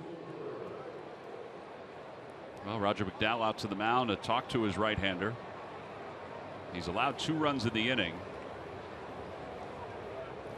And he's got 2 on with 1 man down for Odubel Herrera. Jeremy Hellickson's 2-run double. You know, that's probably rolling around Julio Teheran's head. It's it'd have to. Especially 2 strikes, you get a double. Yeah, because he tried to bunt. He took a pitch and then tried to bunt and bunted it foul.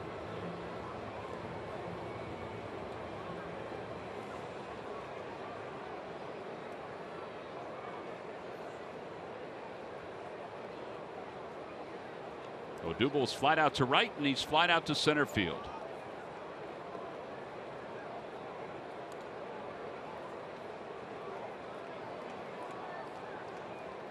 So important in this situation that Caesar watches Hellickson in front of him on a base hit. Last thing you want to do is come around second base with your head down, thinking that Hellickson's going to score in a single. And the next thing you know, he's getting held up, and then boom, you're 30 feet off second base.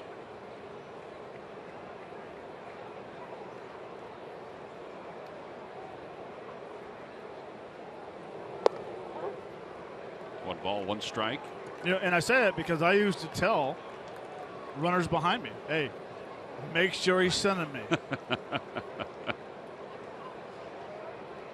Well, the other part of it, too, is that pitchers aren't used to running, so, you know, they can play it even more conservatively than a slow runner. Correct, especially on a line drive where he's going to freeze. Tehran set. Here's the 1-1 pitch coming to Odubel Herrera. Way inside, 2-1. His fastball is now at 87. 25 pitches this inning.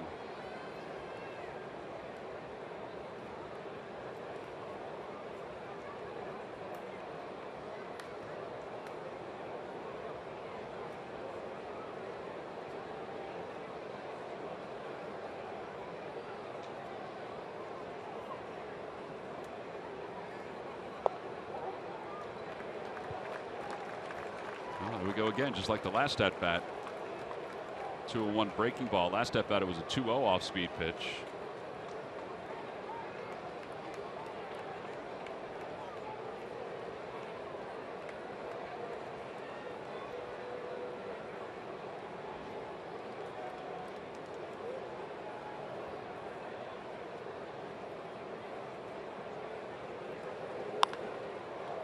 Fly ball, shallow right center field. Inciarte is out. Ibar's out as well, and Inciarte makes the catch. Odubel has now flied out 3 times tonight. And they're 2 away for Maikel Franco.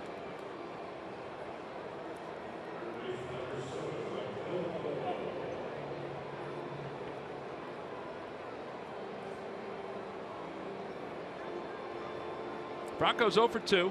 Popped out and flied out. Looks like the thunderstorms have cleared out, at least for the moment. So Franco last night saw 4 fastballs, 4 at-bats. Tonight he's seen a first pitch fastball and 3 curveballs. Now he's going to see another fastball inside.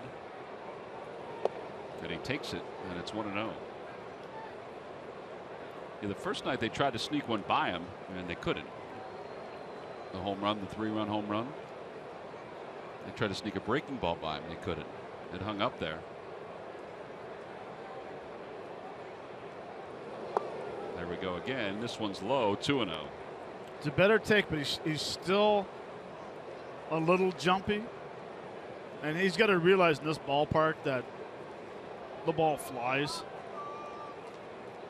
Think about hitting the ball over the Bank of America sign or towards that way. Just stay through it. You don't need to pull it. So don't try to hit it over the home game's remaining sign. What? Like he did right there. Actually, he was looking to hit the Coke bottle in left field. But look where he steps. His hip's gone, and now all of a sudden you think the barrel's going to connect on the ball. And now the barrel's out of the zone. It doesn't give it a chance. It's a great swing. A fan's going, woo! You know, it's a tremendous swing. But it's not necessary. Especially as strong as he is. He doesn't need to overswing.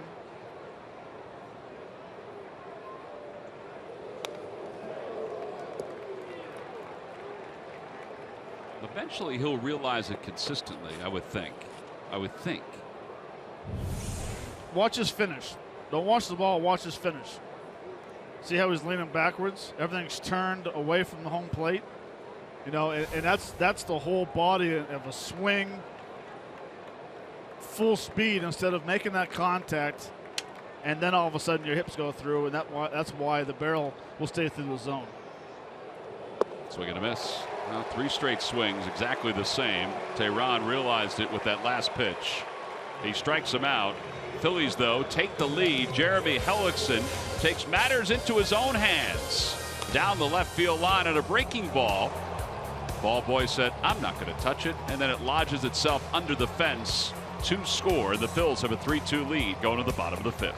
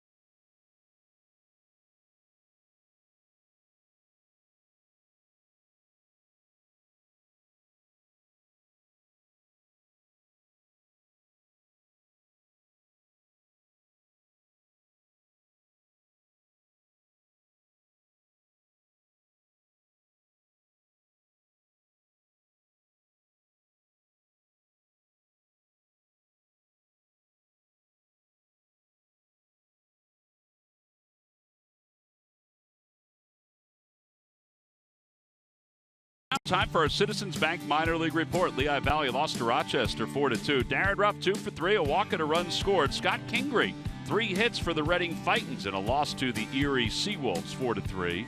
Clearwater defeated Fort Myers 7-6, and Lakewood lost to Augusta 4-1. Citizens Bank, the next time you have a question about money, don't keep it to yourself. Ask a citizen. Home half of the 5th inning. Top of the order is coming up for the Braves. Julio Teheran had a real quick conversation with Roger McDowell as the inning came to a close. There's a lot of energy in the other dugout when a pitcher comes through and gets a 2-run double. It's the opposite in the other dugout. It's deflating to a certain extent. It's like getting a punch in the gut.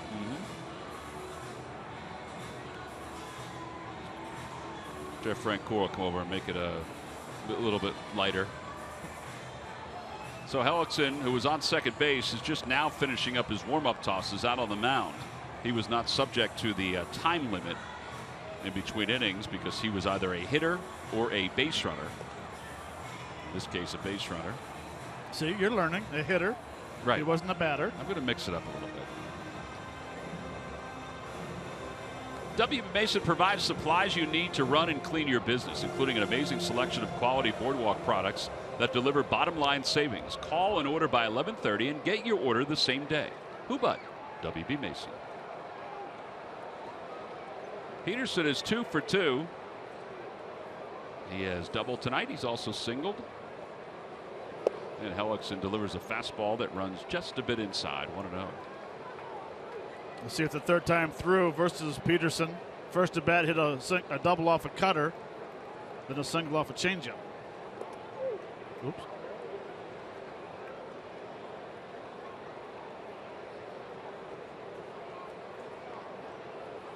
By the way, that 7-pitch 4th inning has really helped his pitch count too. 65 pitches now with the count 2-0 to Peterson.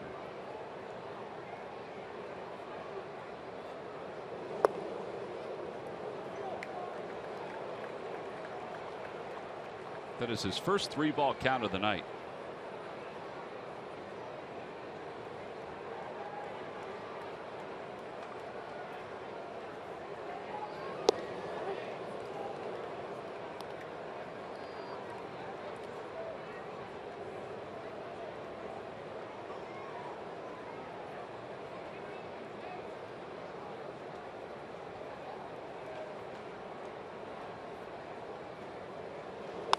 And another base hit for Jace Peterson. So he's 3 for 3. He's serving it all over the field now.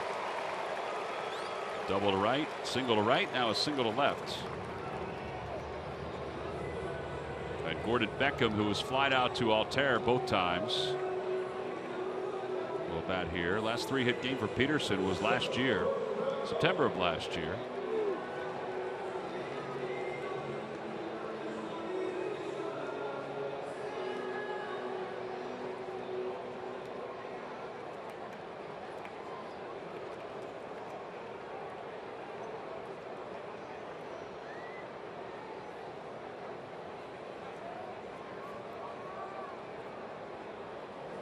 Beckham hits it out to shortstop on one hop. Flagged down by Galvis. This will be an easy double play.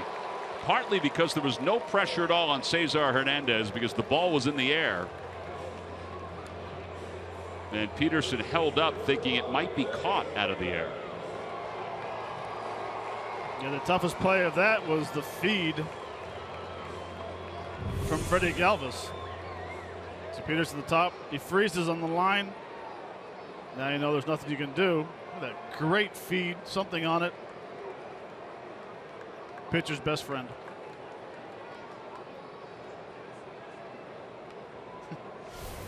So Freddie Freeman is up with nobody on. He's 1 for 2 tonight. He singled and scored his last time. And it's 0-1. I think we've also seen Hellickson over these last 6 games or so. It's not a consistent 89 or 90 mile an hour fastball.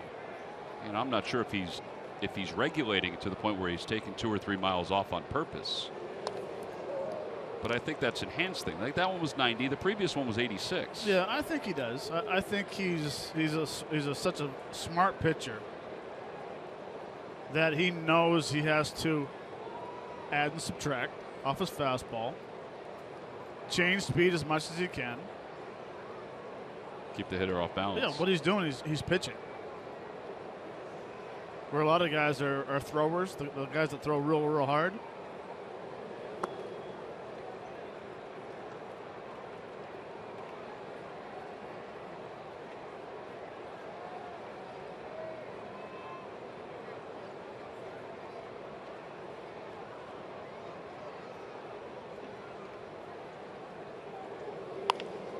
Into the shift, and it's caught by Ryan Howard out of the air. Turns out to be an easy inning for Jeremy Hellickson. So a 7-pitch 4th, a 10-pitch 5th. We'll head to the 6th. Ryan Howard will lead it off when we come back.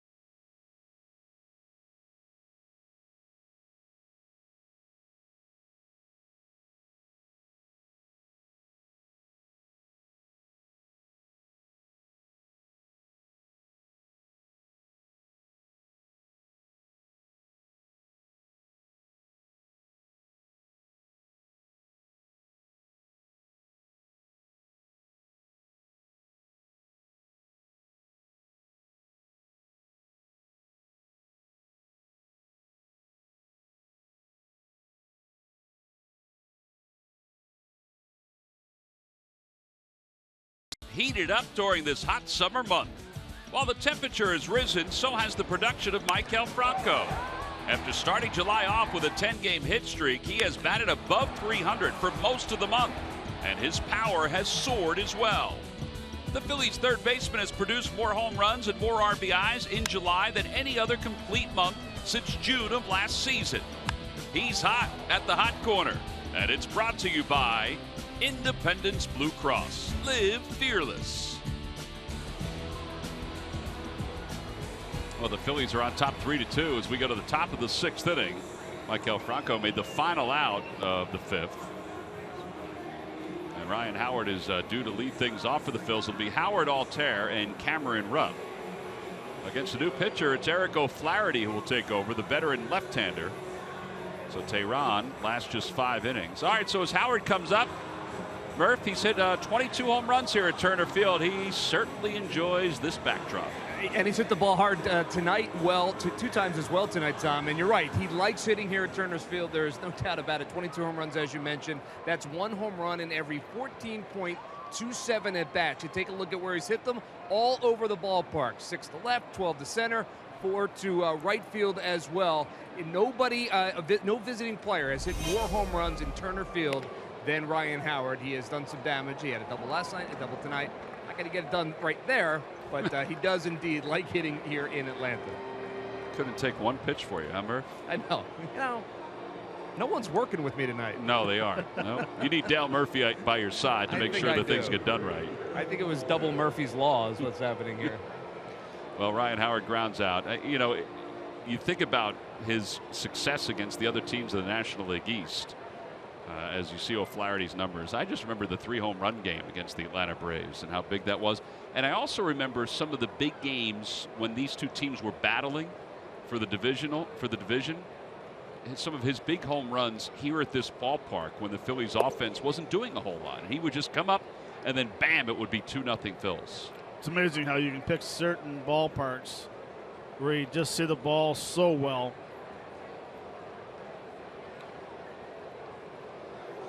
Swing and a miss, 1 ball, 1 strike. See, I felt crowded in this ballpark. I felt like the seats around by the on-deck circles were right on top of you. Yeah, they are. You're right. Maybe that's why I never hit well. I was looking in the wrong spot.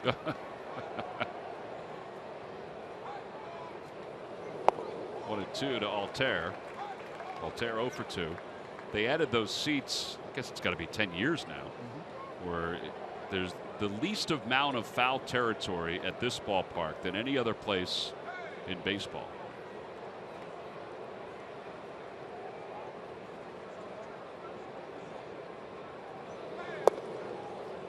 Two and 2 to Altair.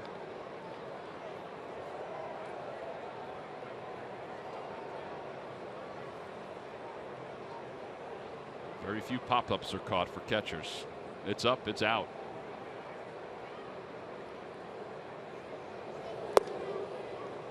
All right, so it's the second straight time Altair has gotten the count 3-2. Last time it was a breaking ball from the right-hander, and he went fishing after it.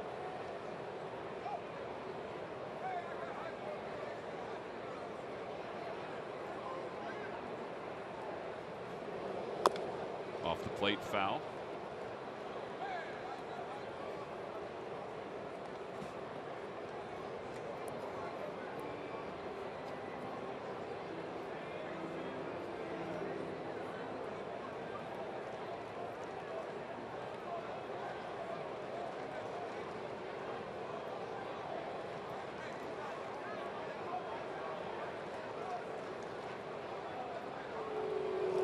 Outside, ball 4. So Altair draws the walk.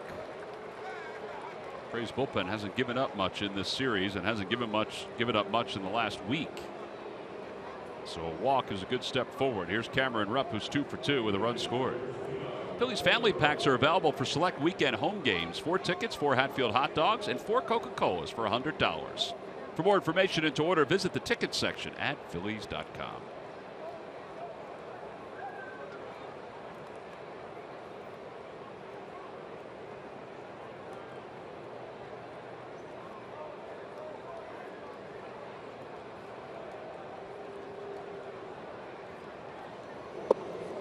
Cavs 2 hits tonight have raised his average up to 272.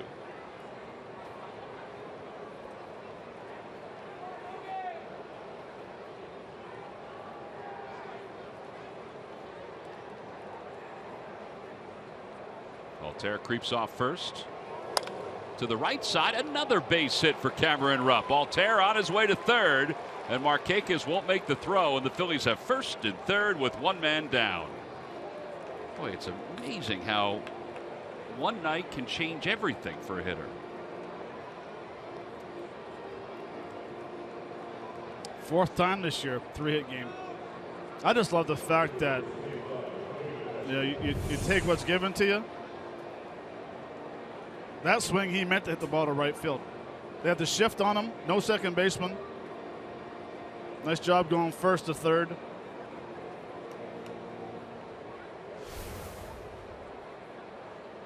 And now the lefty Cody Ashe's up.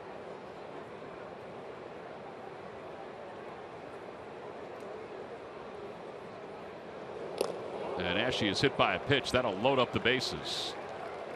It'll give Freddie Galvis a chance to bat right-handed.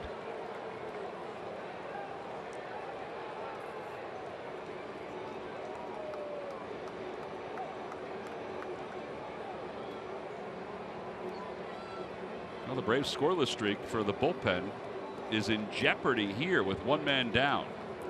It's up to Freddie Galvis, though, to come through with a big hit. 18 2/3 is the scoreless streak.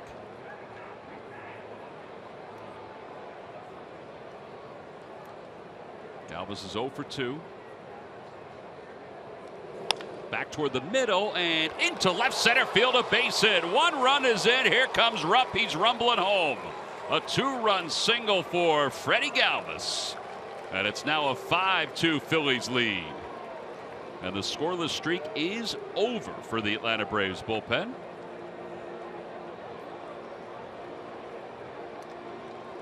Well, we talked about leaving runners on base and in scoring position. The Phillies haven't done that here tonight. No, it's the fastball up in the zone. You see Flaherty's reaction. Ibar is actually playing a couple steps on the pull side, which is interesting with the bases loaded and 1 out. Not playing double play depth.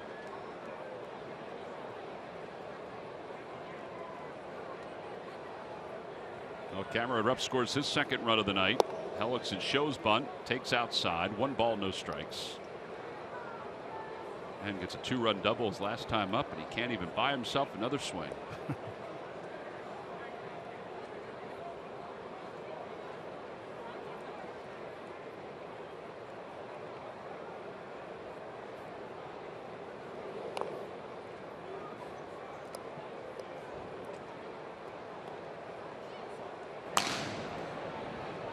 Jose Ramirez is loosening up in the bullpen.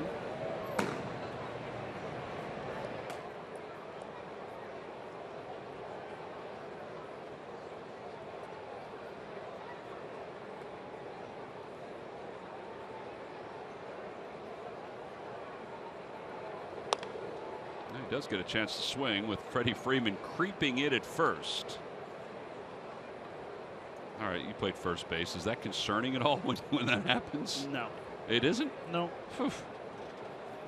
Not even a little bit, huh? 0. I You know what's more concerning? What's that? Is when you're playing first base and you're holding somebody on and Barry Bonds is in the batter's box. That is concerning.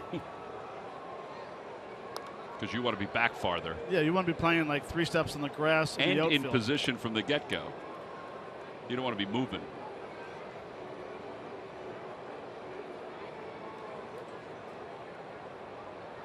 Well, I would think it's still a little concerning, though, if you're a first baseman coming in and a guy's taking a full swing. Fly ball down the right field line. That'll go out of play.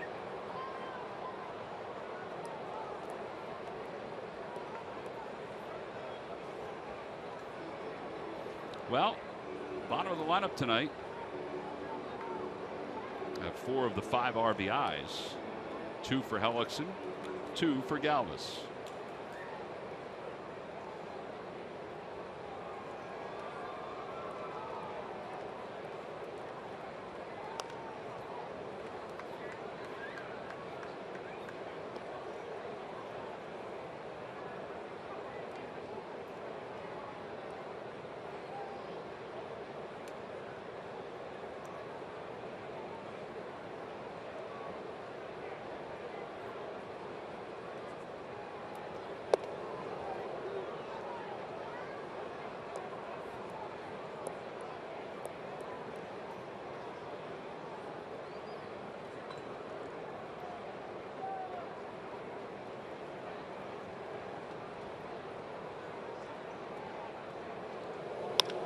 Out to center field, not deep. Inciarte will circle around in front of it. Hellickson's retired for the second out.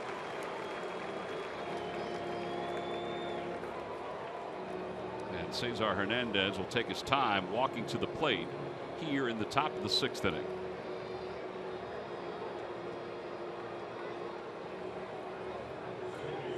Tell you what, you would hate to see somebody like that go in a trade. He has been so good for the Phillies this year, but you understand what baseball is, and he's a free agent at the end of this season. He may stay around.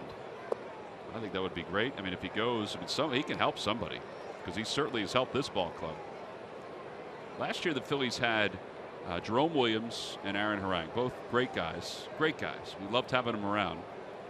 Loved talking to them. But you know, you get Hellickson and Charlie Morton to kind of take their spots. Now Morton was hurt early on, but he was on his way, it looked, to having a similar year to what Jeremy Hellickson is having. I would agree. They're two really good pickups.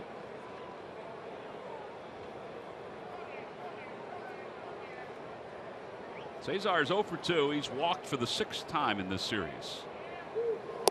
And he's ahead 3-0 here.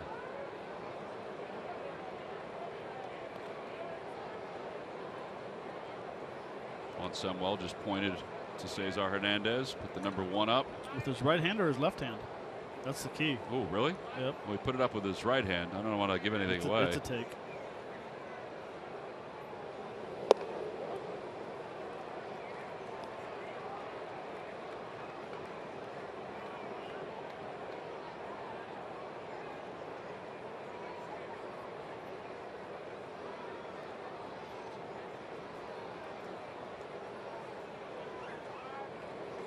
Outside, ball 4. So he walks now for the 7th time in this series, and that'll load up the bases. Roger McDowell comes trotting out as if he's an 18-year-old going to gym class. Yeah, at least this time they started the 30-second clock. They never started it last time. Yeah, I was looking for it the last time. You're right, they didn't, because it jumps out at you.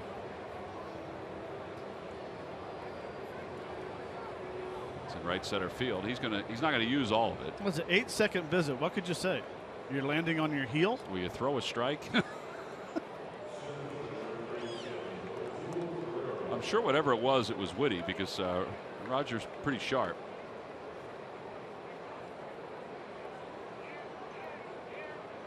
First 4 innings, the Phillies 2 for 12, 5 and 6. They are 5 for 10. That's counting what they've done here.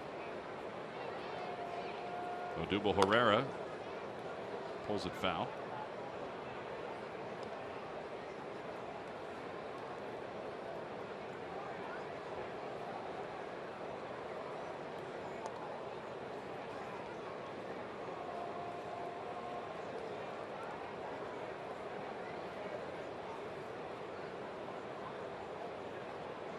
Odubel needs to get back to thinking about hitting that ball hard to the shortstop.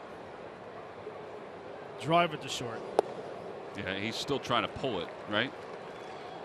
Yeah, his swing's out of control a little bit. That was actually a pretty good two-seamer. But you can see we wanted to go right in here. Mm-hmm. Nice arrow, Matt. Thank you.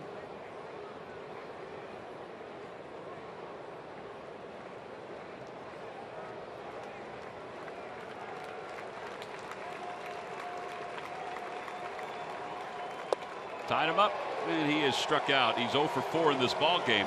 Phillies, though, scored 2 runs in the inning. Yes, they leave them loaded, but we played 5.5, and as we go to the bottom of the 6th, they have a 5-2 lead to work with.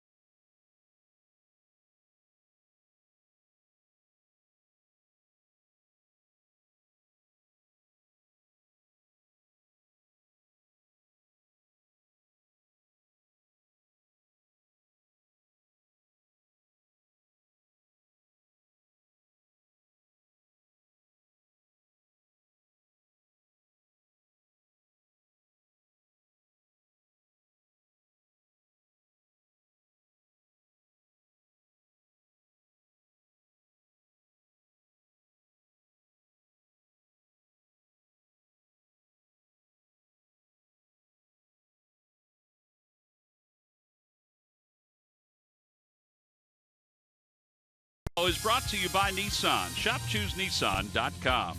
By the Pennsylvania Lottery's new Mustang Instant Game. Players must be 18 or older. Please play responsibly. And by WB Mason. You can't go wrong when you buy right. Tom Glavine, part of the procession that took place before the ball game today, honoring the 91 championship. They're honoring the 25th anniversary of the National League pennant.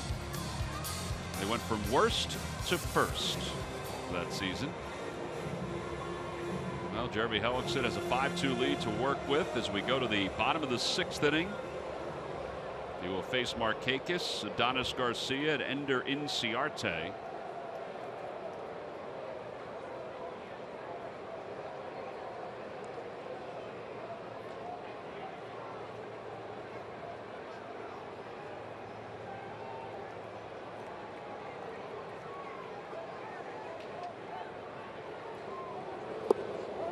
On the inside corner, just dropped it right in there. It's 0-1.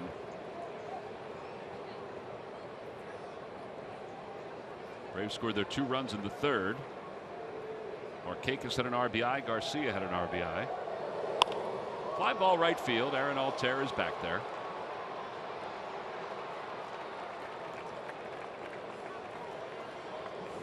Time now for the Jeep Stuff the Fans Trivia Quiz answer. All right, Matt, here we go. I know you know this answer, but what NHL team drafted former Braves pitcher Tom Glavine in 1984? Los Angeles Kings. Los Angeles Kings are correct.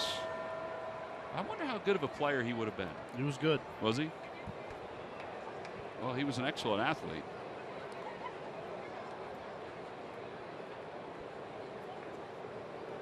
Left-handed slap shot, I guess, huh? Garcia 1 for 2. Outside 1-0.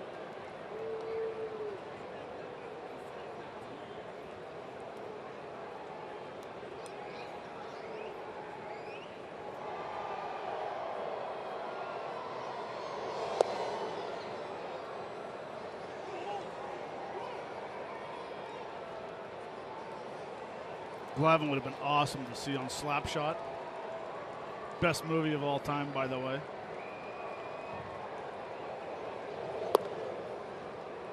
There are a lot of folks that would be in your corner with that one.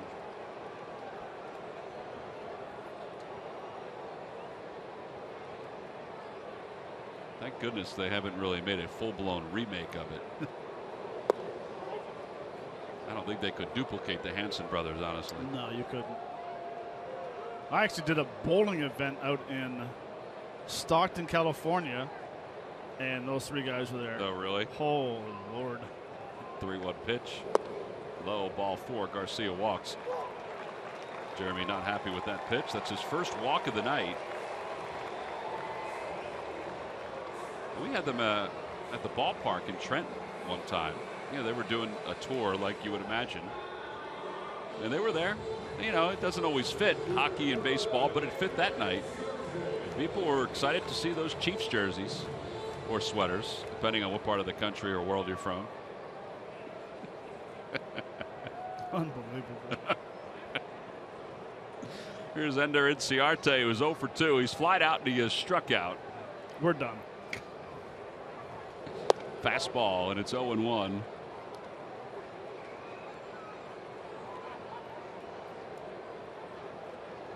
Since our first conversation on it, I have used jerseys more than sweaters, though.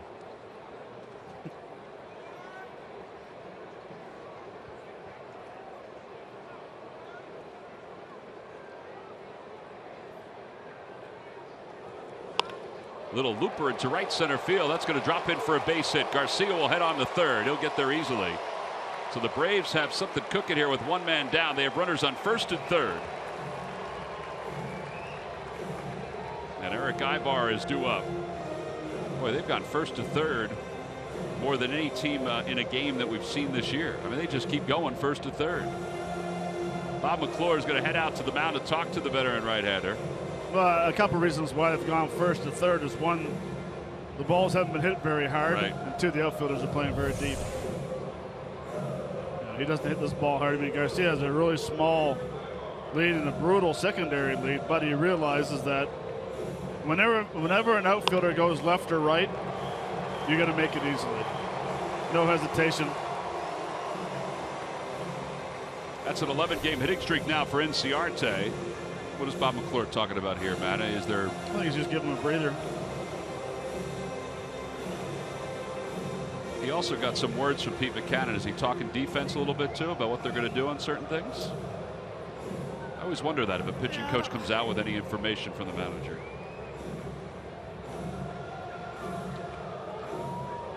Probably if we're going to throw through and out if they steal. Yeah, I guess that's. Yeah, I mean that's. I know they do probably, signals anyway. Yeah, you're going to probably go out and say, "Listen, if he decides to steal, going to eat it, or more than likely they'll throw through." He's looking at his lineup cards. So they may have even been taking Hellickson's temperature. He's only at 82 pitches on a warm night. Ibar tonight is 1 for 2. He's singled. He's also grounded out. A changeup outside. It's 1-0.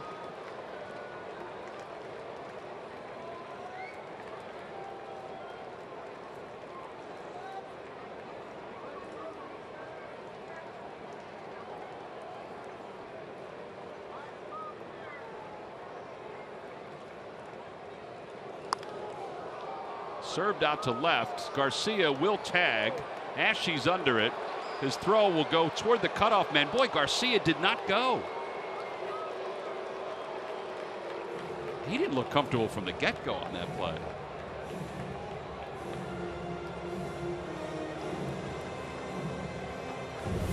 I wasn't watching, but I was. It almost seems like he intended to go, but. You know, in my mind, I thought Ashe was going to go to second base with that throw. I did too. Well, here's Anthony Recker with 2 men down. And runners on first and third.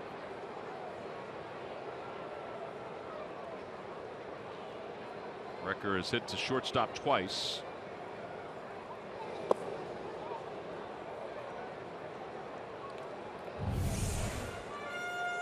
Well, take a look here. Bo Porter, he's coming down. Number 15. He's holding him up early. Boy, I missed that. Well, maybe it would have been a closer play than we anticipated. You know?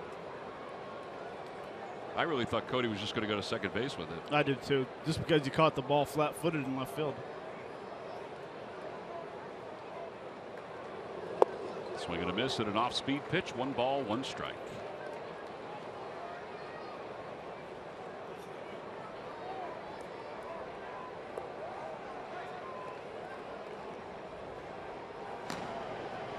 Ramos and Hernandez warming up in the pen.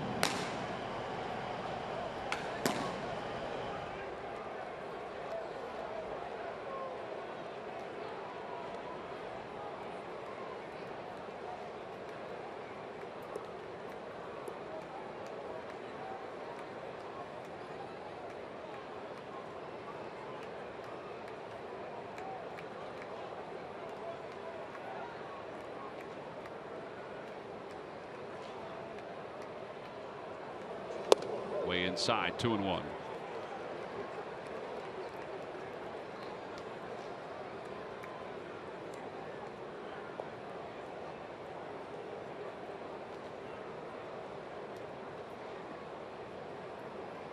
'87 pitches, this being at number 88. He hasn't lost a thing on his velocity. No. Still at 90 miles an hour.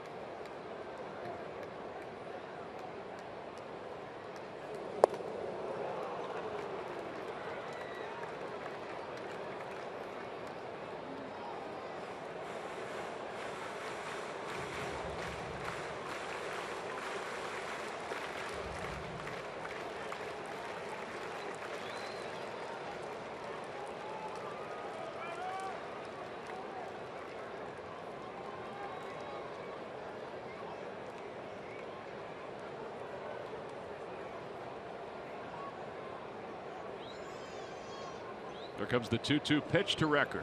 A little low. He holds up.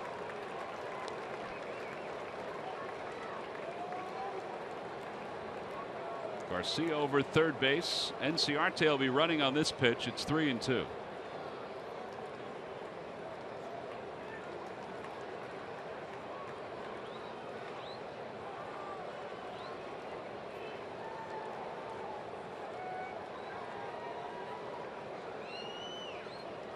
goes from first, and the pitch fouled into the Phillies dugout. Pinballed around a little bit.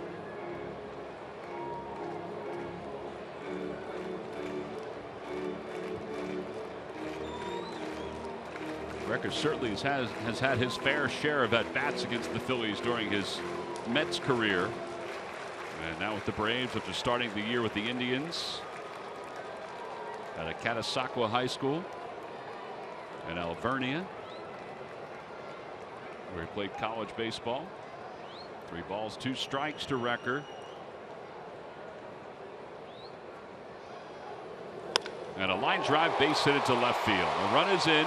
Inciarte on his way to third. The throw by Ashe is picked on one hop by Franco. RBI single for Recker. It's 5-3.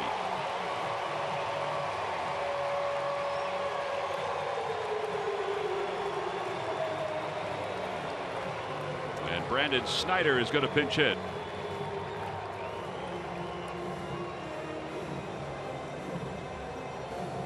Pete McCann just told Cameron Rupp to go out and chat with Jeremy Hellickson.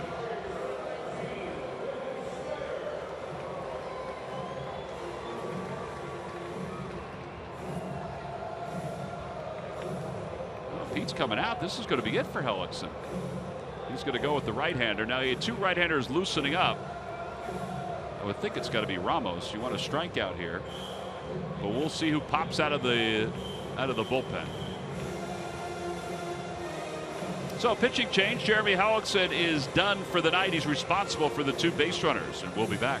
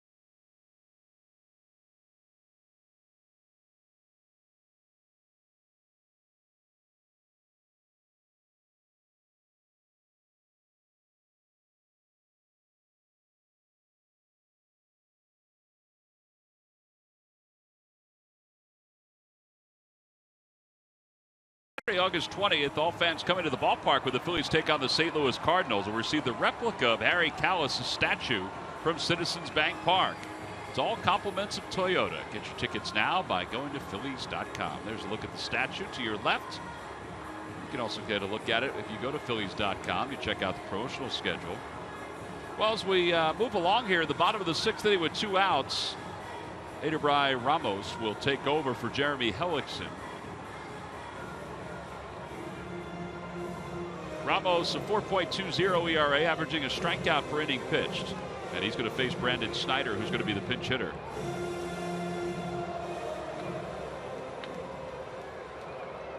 Five 2/3 for Hellickson. And what may be his last start in a Phil's uniform. He has scattered 9 hits. Responsible for the 2 base runners. He's allowed 3 runs so far and just 1 walk. Ramos delivers a breaking ball, and it's 0-1. There's Inciarte, who's at third base, and Recker, who's at first.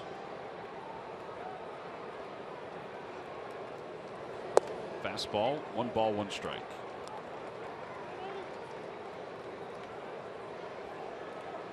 Ten outs, Matt, for the Phillies bullpen. That's what's going to be needed tonight. Battle of the bullpens. Yep.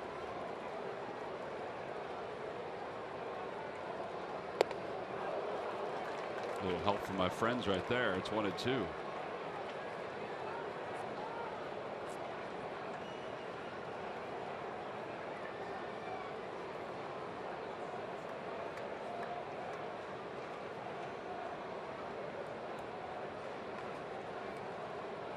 Got him.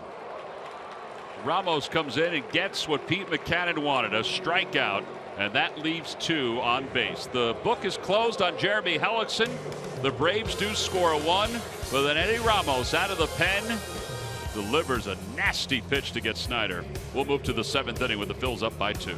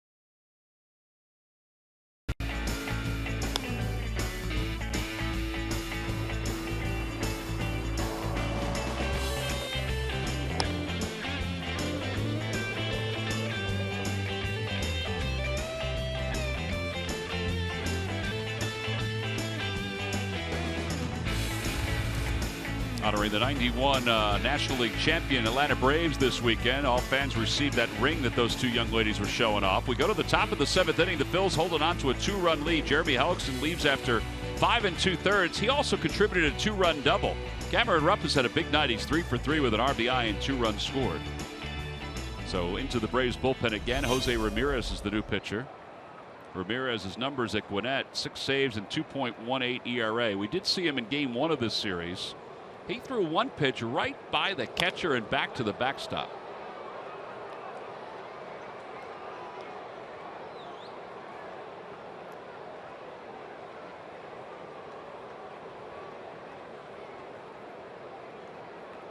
Franco wouldn't be a real good guy to ask, hey, what's he have after facing him? Well, there's certain teammates that you know you can ask about a pitcher.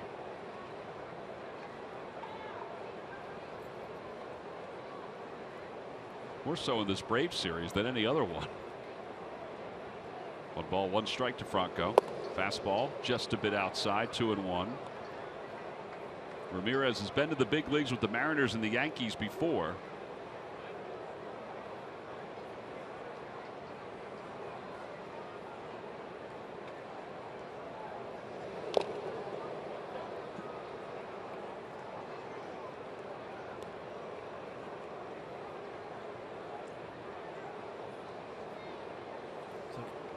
Franco rolled his ankle, yeah. Well, it is a violent swing.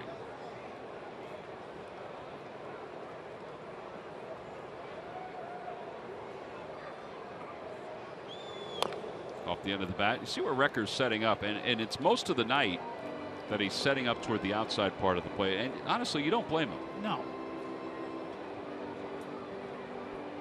Catchers see what's going on. They notice how hitters pull off the ball, or if they're diving in.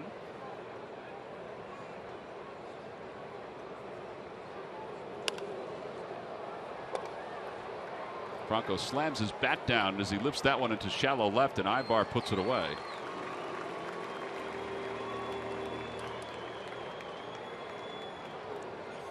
One away. Ryan Howard's coming up. Introducing Storm Ranger 10 from NBC 10, the only Doppler radar system on wheels.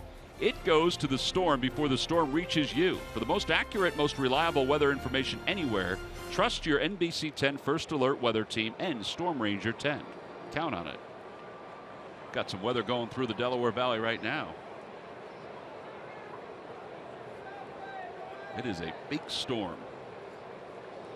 Ryan Howard hits it hard, but right at Ibar, the shortstop. 2 outs. Maikel Franco is angry with that bat.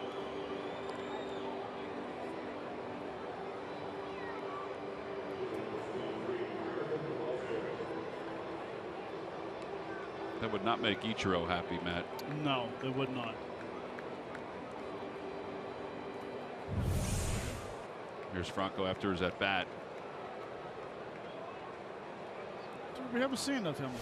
No, you're right. We haven't. Altair takes on the inside corner, 0-1.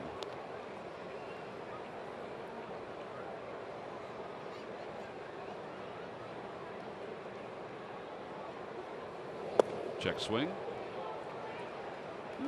Interesting.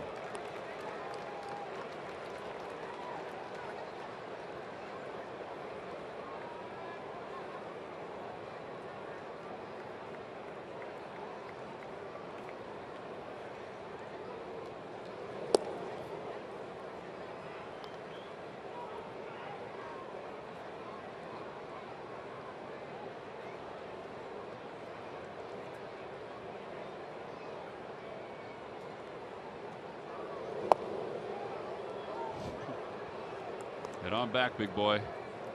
Umpire did not excuse anyone. Good pitch, though. It's 2-2. Good pitch, better take.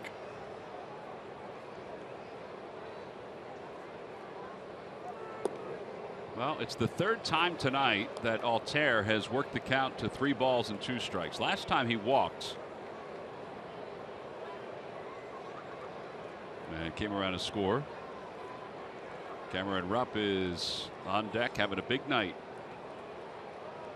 Ball 4. So Altair walks again.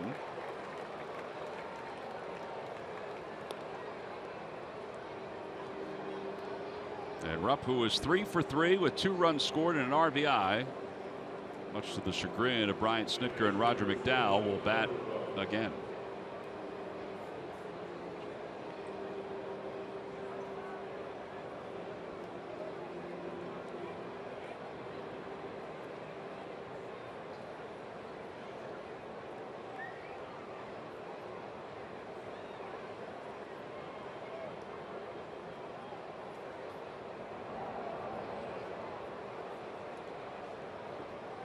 I believe that ball was missed by Freddie Freeman, and it got a piece of Aaron Altair.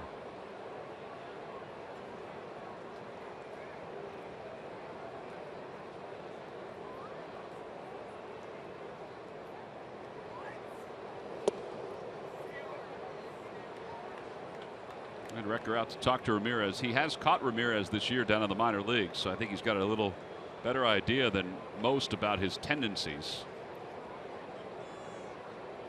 Plus, Ramirez is a little rattled since the 1-2 slider that was called for a ball. Yeah.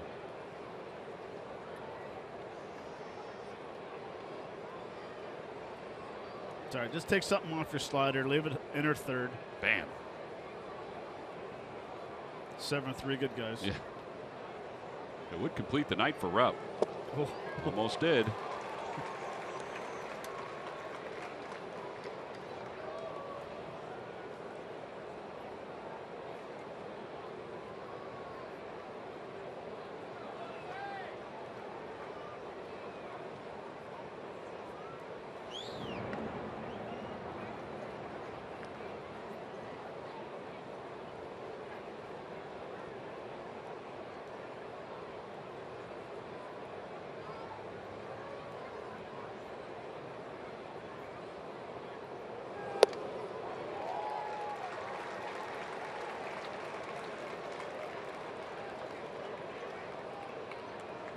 I don't mind that swing. I watched Cameron's balance after the swing. Balance is good. Yeah, you overswung, but Runner goes, pitch is swung on and missed, and Rupp strikes out, and the inning is over. So it's time to stretch here at Turner Field. The Phils leave a base runner here in the 7th. They take a 5-3 lead into the bottom of the 7th.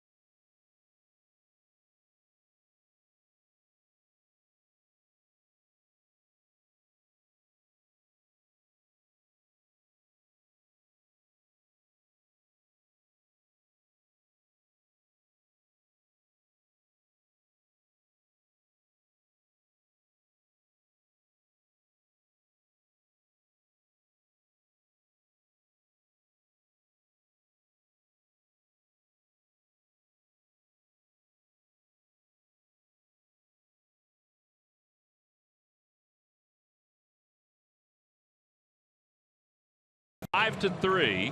Eddie Ramos finishes up his warm-up tosses out on the mound. Every time the Phillies pitchers retire, the opposition 1-2-3. Comcast will make a contribution to Phillies charities. Phillies baseball is brought to you by Xfinity. Xfinity X1 will change the way you experience TV.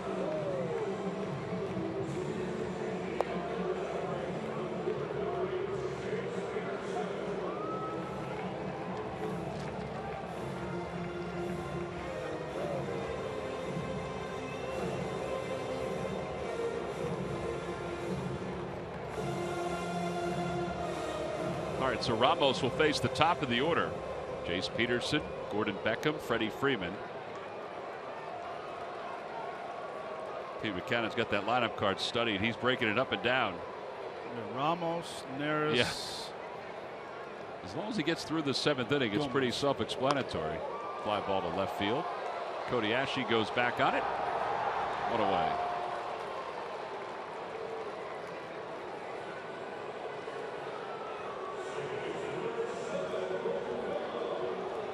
One pitch, one out. You have to like that.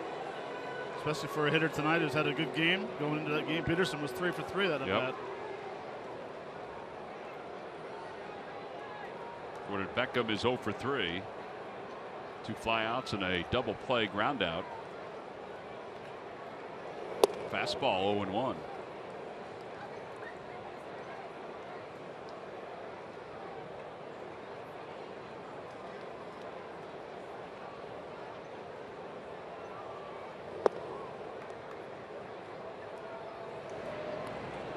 This guy's a workhorse, isn't he? Cervenka?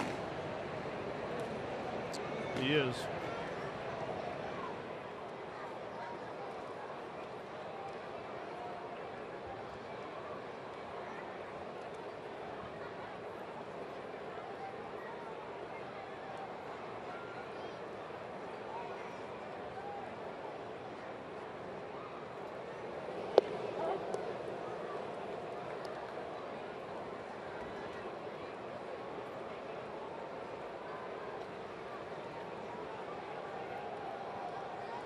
One ball and 2 strikes to Beckham. Fouls it away toward the upper deck.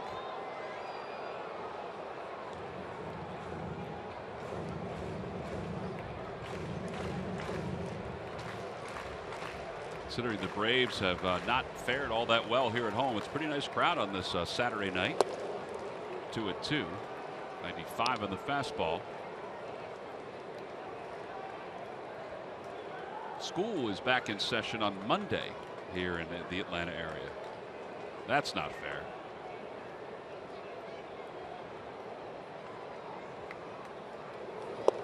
On the inside corner, strike 3 call. Fastball at 94 miles an hour, 2 outs in the 7th inning. Second strikeout for Ramos. And here's Freddie Freeman. Good movement on the 94. Wants the fastball inside. Majority of the pitches he threw earlier were fastballs away. Good pitch.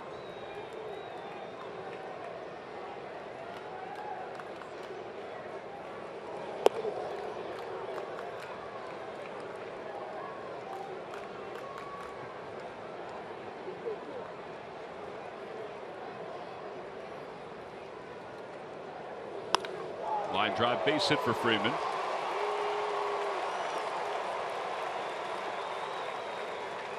That's his second hit of the night, 5th hit in the series.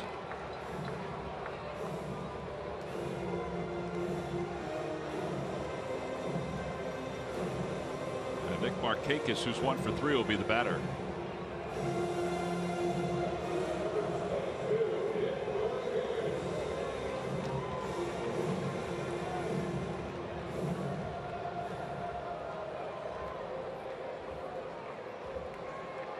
I don't know what they're talking about, but they're laughing.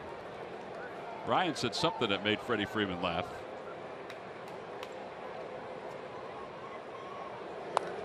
Markakis laid on a first pitch fastball. It's 0-1.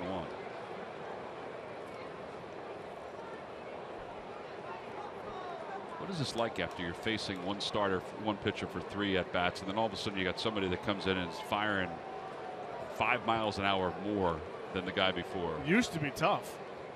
But now I think you see so many relievers coming in throwing 95 to 100 that hitters get used to it.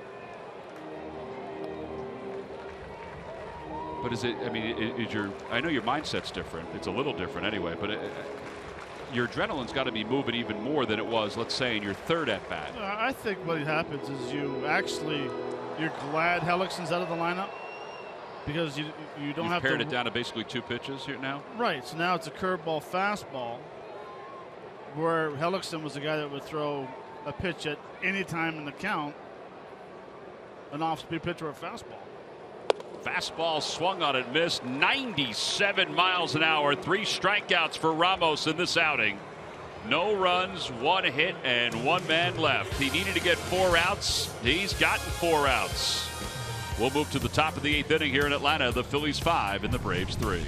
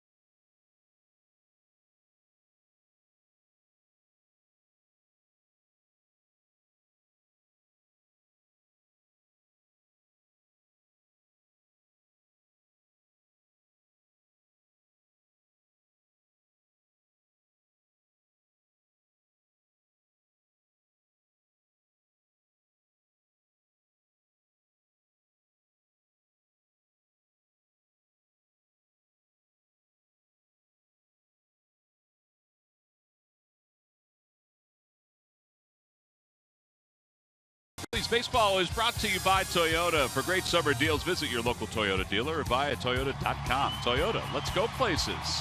By McDonald's, mix and match any 2 for just $2.50 on McDonald's McPick 2 menu. And by your local Ford stores. Top of the 8th inning. Phillies up 5-3. Time now for our Hyundai defensive play of the game. Comes back in the 5th inning. Beckham at the plate. Peterson's at first base and a semi-line drive, 1 hopper. to Freddie Galveston, makes a very nice play. Good feed to Cesar Hernandez. Nice big hop, perfect feed, good turn. Nice 6-4-3 double play. That is your Hyundai defensive play of the game, brought to you by your local Hyundai dealers. Hunter Cervenka is the new pitcher for the Braves. Tyler Goodell will pinch hit for Cody Ashe.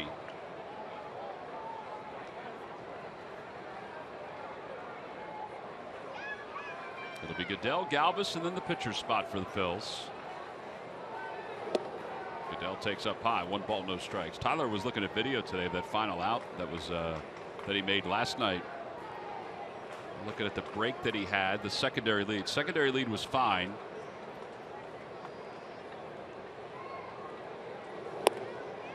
He thought he could have a better break, though.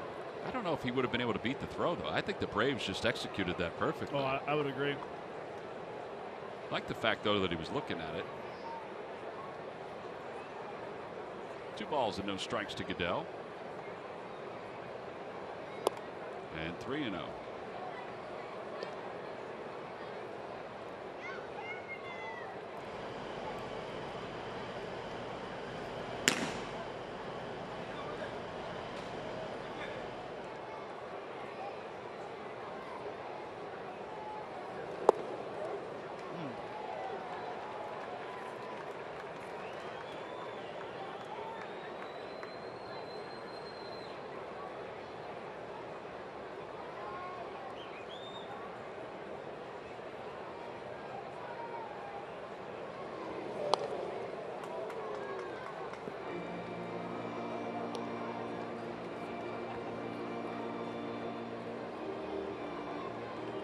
Balls and 2 strikes to Goodell.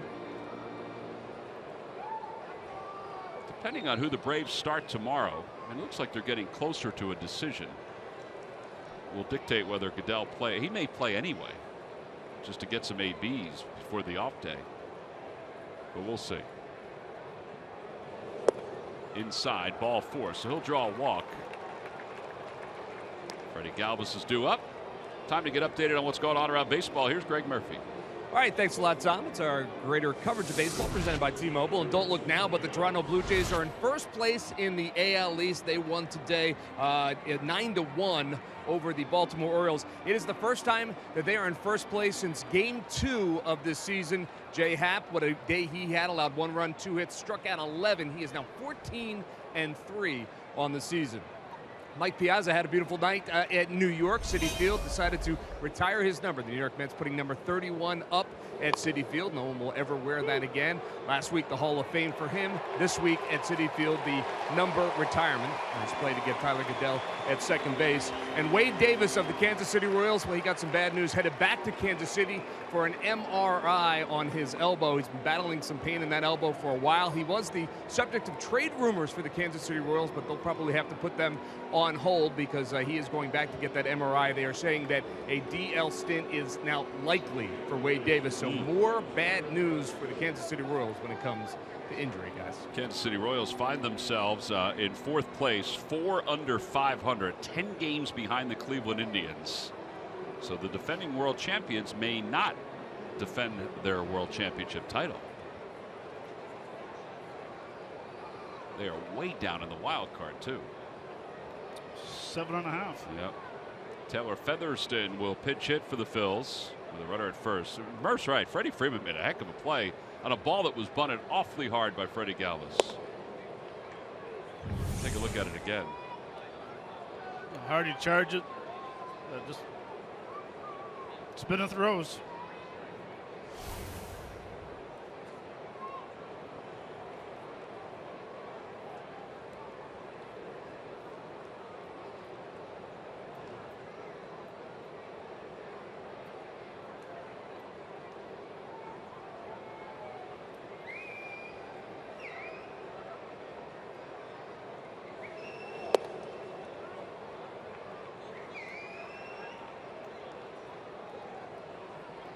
Featherston 1 for 6 so far.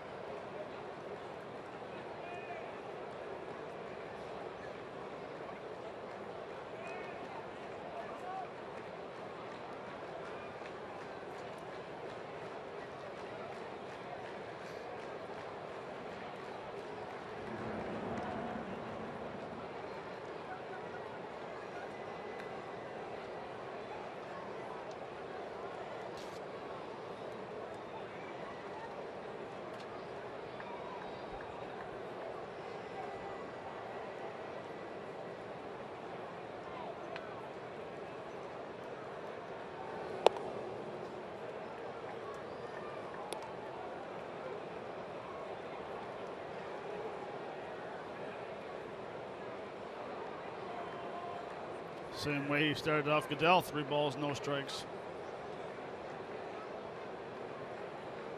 Is that what you want to see out of your reliever coming out of the bullpen? There goes the runner. Pitch is high, ball 4, so he walks 2 in the inning. And the Phillies have first and second now for the top of the order. Well, we talked about Toyota Alumni Weekend. Well, it all wraps up on Sunday the 14th, when all fans will receive the Wall of Fame Fathead. It's all part of Alumni Weekend against the Rockies. Tickets can be purchased anytime by going to Phillies.com. There's a look at the Fathead as Roger McDowell heads out. Roger will not be there for Alumni Weekend, even though he is a Phillies alum.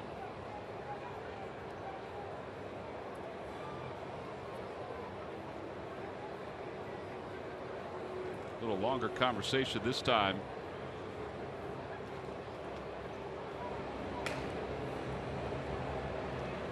Ryan Weber, who looks like he's 15 years old. What is he, 12? Seriously. I have to tell you that I saw him before the game and I thought he was the Bat Boy. I really did. I didn't notice the number. I thought he was the Bat Boy.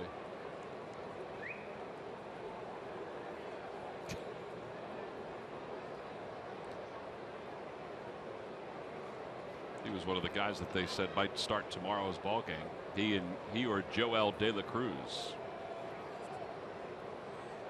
Cervenka steps off, chases Freddie Galvis back.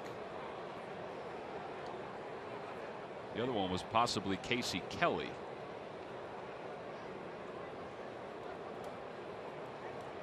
Nothing definitive yet. Probably find out after the game.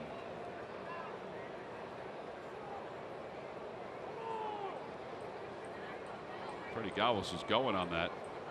His time was called.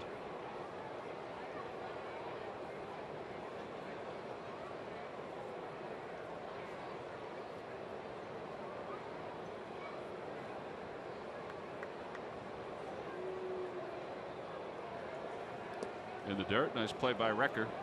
Put that big body in front of it.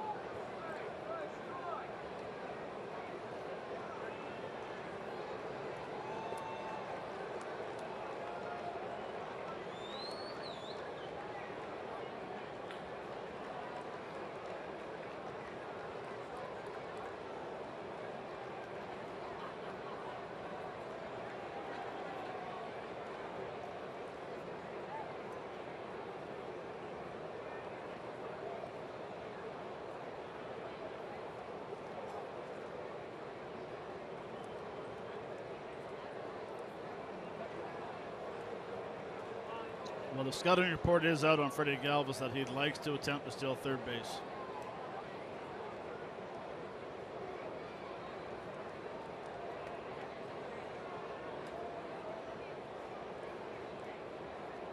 Runners go. Pitch is outside. Throw to third. Not in time. Well, he was dancing a lot. It looked like he wanted to go. And Galvis steals his 10th bag. Taylor Featherston is first. I mean, he got a running lead. Not even a walking lead, a running lead.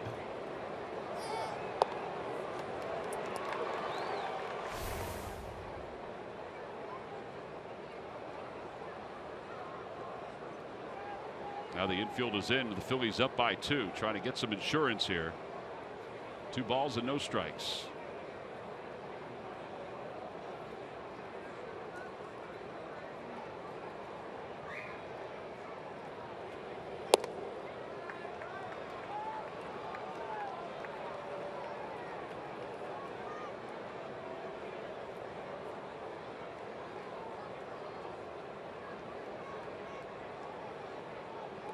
Odubel Herrera is on deck. Walking machine. Yeah, that'll be the 3rd walk of the night for Cesar Hernandez. Well, it goes down as an intentional walk. And it loads the bases up for Odubel Herrera, lefty on lefty. Which I don't agree with that being an intentional walk. You tried to get him out with 3 pitches before you missed, and all of a sudden you give him the free pass in the 4th one. about 8 walks, though, in 3 games for Cesar Hernandez? That's a career high. Career high, and how about a career high of 8 moths that come in this booth? Yeah, all there's a the lot of time. moths in here. We got to get your zapper from your backyard. Odubel is hitless tonight. He's 0 for 4. Swing and a miss. Well, I think it goes back to what you said before. Same situation for Odubel. Instead of trying to pull it, just try to punch it through that hole at shortstop. Phillies are 3 for 9 with runners in scoring position tonight. That's a little bit better than what they've been.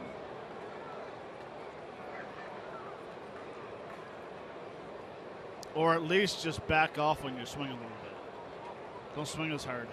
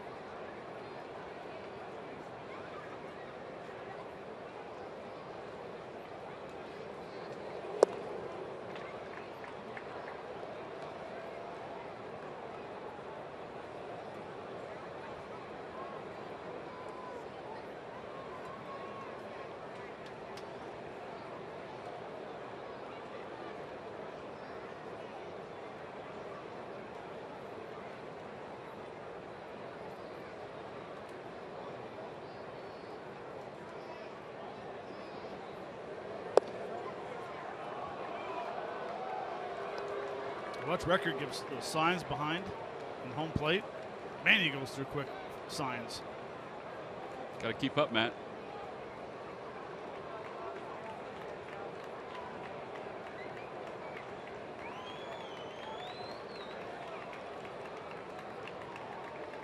Pretty good pace to it. And Alan Dubel asked for time. Well, I'm not sure if he got. They shook him off. The first time he went 1 fastball in, 1 fastball in, 1 fastball away. My guess is the fastball's coming. You got to mix it up a little bit. Yeah, I mean, you don't want to go 1-1-1-2. You might want to mix it like a 1-3-2. They must be going first sign.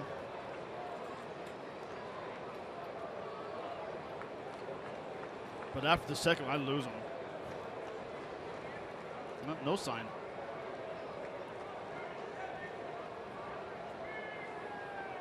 Odubel lays off, and it's 3-2.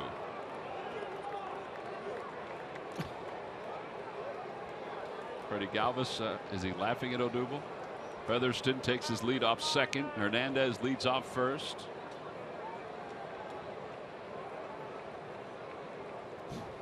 Michael Franco is grinning.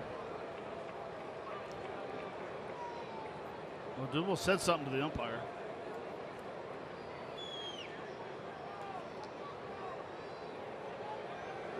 in the dirt, ball 4, and that'll force in a run, and the Phillies take a 6-3 lead.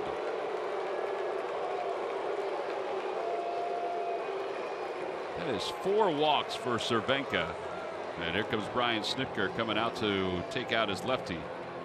And they'll bring in the right-hander. So Freddie Galvis scores. And the Phils add to their lead. Waits for the receiving line, or goes through the receiving line. Cervenka will exit. He's responsible for the 3 base runners. Just one man down here at the top of the 8th with the Phils up 3.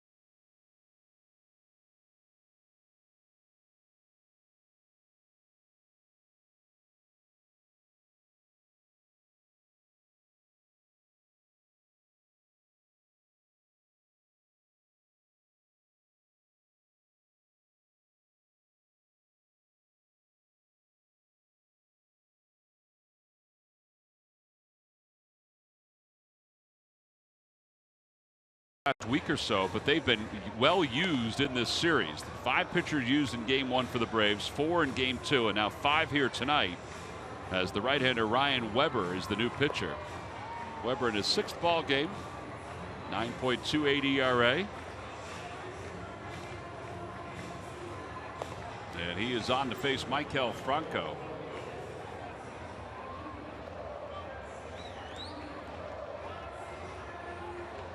And he's coming out with the bases loaded and 1 man down.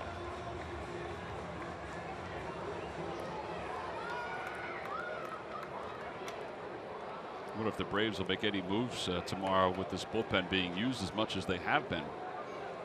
Cervenka looked like he was gassed tonight. He walked 4 in this game. First pitch to Franco is inside. 1 ball and no strikes. Well, here's Marksberry. They just brought him up. He pitched in the first game of this series.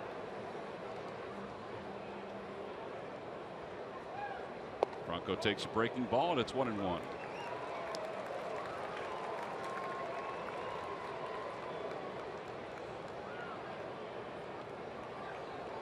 Joel De La Cruz is to your left, and it looks like he's going to start tomorrow. That ball is ripped to third, off the glove of Garcia into left field. 2 runs will cross the plate.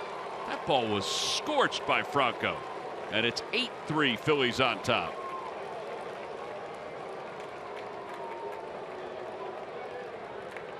Those runs charged to the line of Cervenka. Although the official score could give an E5, although that ball was really hit hard. But it was on the glove side for Garcia. Yeah, it is. This ball's hit very hard. 2 hops, comes up just a little bit off his glove.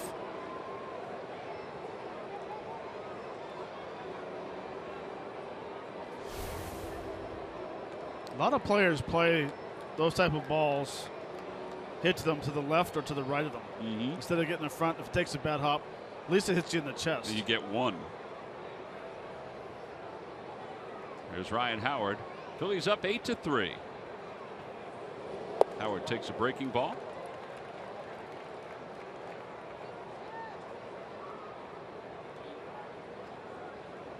E5 according to the official score. So he'll get 1 RBI on that.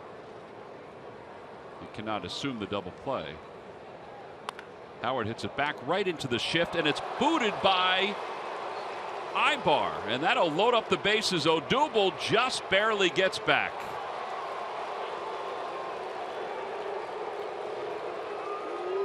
Juan Samuel. Odubel better not make eye contact. No, he better not make eye contact with Juan Samuel. Well, E5 and then E6 on that one, most likely.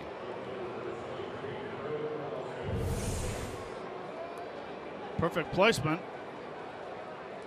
Another one playing to the side. That one came up a little higher, though. You see Odubel putting the brakes on, wants to tell him to stay there. Look at Sammy putting his hands on his hips almost immediately. All right, so the bases are now loaded for Aaron Altair.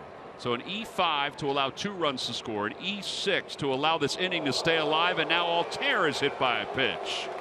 Boy, this is unraveling for the Braves. A run comes in. It's 9-3. Phillies on top.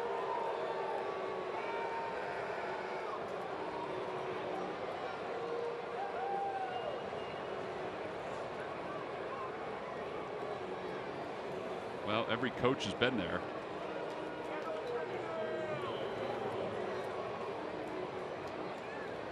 And now Cameron Rupp will be hitting with the bases loaded.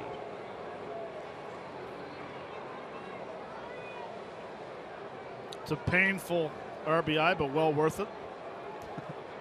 Take 100 of those. Breaking ball, and it floats over. 0-1.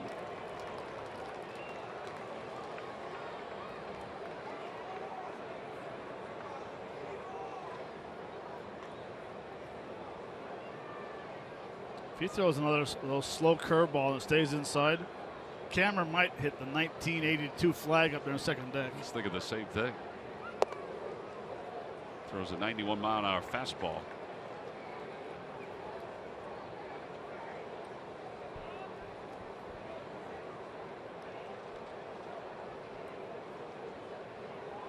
RBI on a walk, RBI on an error, RBI on a hit batter. Phillies have scored 4 in the 8th inning. Rupp hits it foul toward the tarp. Is he trying to hit that hole on the right side? It almost looked like that. Freddie Freeman's kind of staring at him.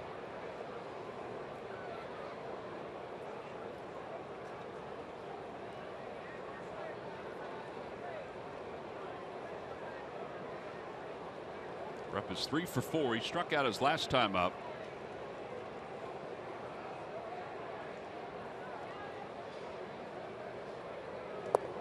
Lays off the breaking ball. Cameron does have 1 4-hit game this year. This would be number 2 if he can get it.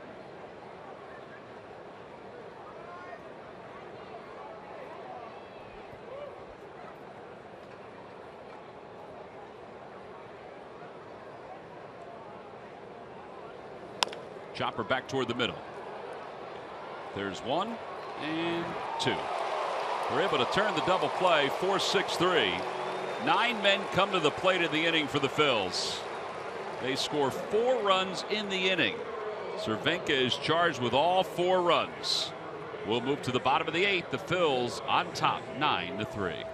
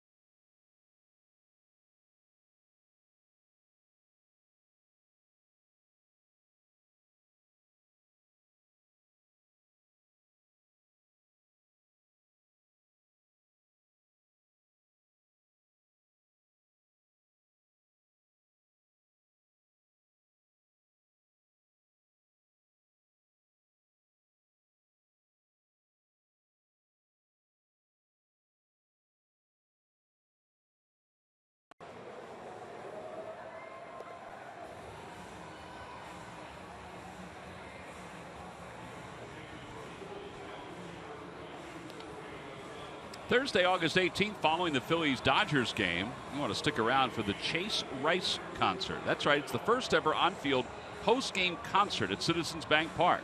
Tickets can be purchased by going to Phillies.com/Chase Rice. Your game ticket is your concert ticket, so you don't have to do anything more. Come on out to the ballpark, see the Phils and the Dodgers, and also see Chase Rice perform. All right, so the Phillies scored 4 runs in the 8th inning as Tyler Goodell comes on. And stays in the game in left field. He pinch hit for Cody Ashley. They scored 4 runs without a hit. We have to go back and do a little check, and I can't remember the last time that happened. Severino Gonzalez is the new pitcher for the Phils as we go to the bottom of the 8th inning. Yeah, the base on balls, intentional walk, base on balls, E5, E6, hit by a pitch. That is amazing.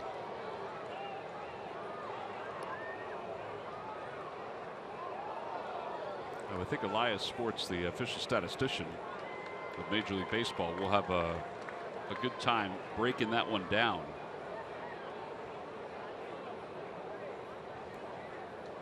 Well, now that the Phillies have a 6-run lead, at least for the time being, they can rest some of their back end of the bullpen guys like Hector Neris and Genmar Gomez, as long as Severino Gonzalez can throw some strikes here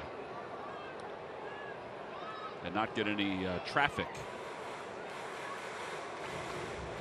around the base paths.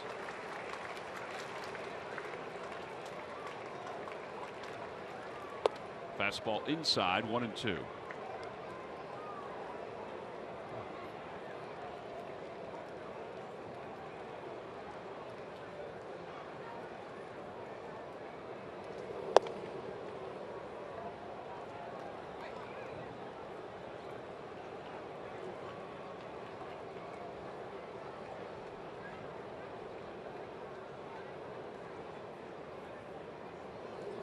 That one's ripped down the left field line, and that'll be an extra base hit for Adonis Garcia, his second hit of the night.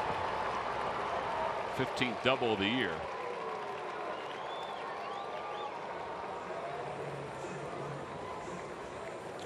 Did a nice swing. Yeah, he certainly has evolved into a better player than what we saw initially. See right here, I mean, this is a good fastball. It's a short swing.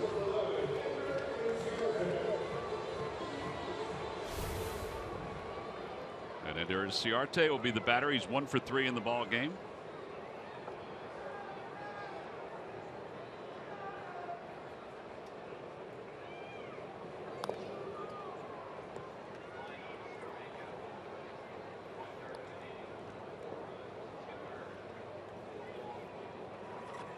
I was checking out with Garcia's numbers earlier before the game. I said, you know, he's hitting the ball well, and I wanted to see. He's got 28 hits to left field, 38 to center, and 16 hits to right field. Where when we saw him before, I thought he was going to be a dead pull hitter. I would agree with that.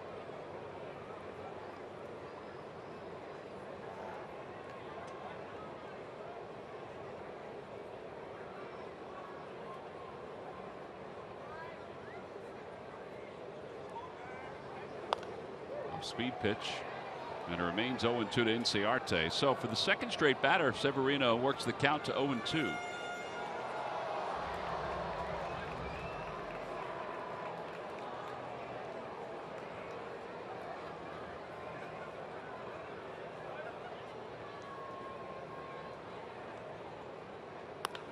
Little floater out toward left center field. That'll drop for a hit. Goodell will field it on a hop. Garcia will hold up at third. And the Braves have runners on first and third with nobody out. And Eric Ibar is coming up. It's not as easy as you think to put a hitter away, but this is back-to-back hitters that Severino got the count 0-2. Have a consumer complaint? Harry Hairston and the NBC 10 response team can help. Just visit NBC10.com or call 610-668-7377. NBC 10 responds. Count on it.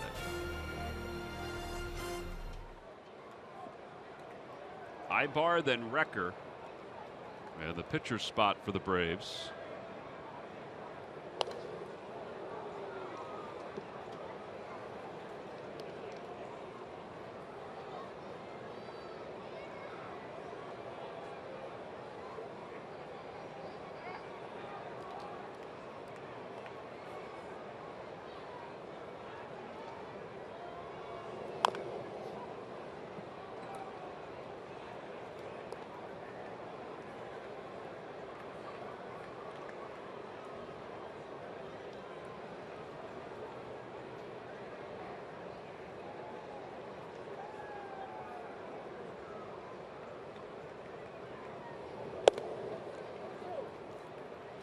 Another 0-2 count.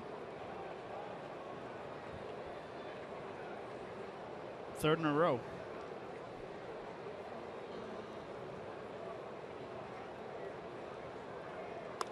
Fly ball left field. I think Goodell will get under it. Garcia's going to tag. The throw should go to second. And it's going to come home.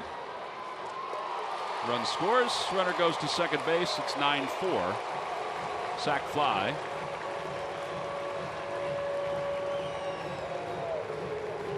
And Anthony Recker's coming up.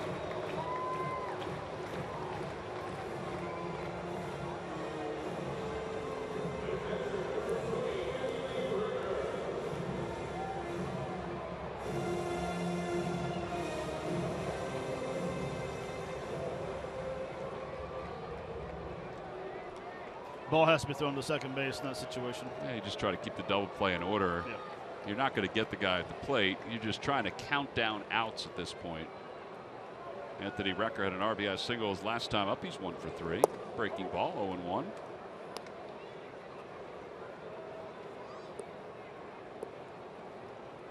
Teaching moment, Matt.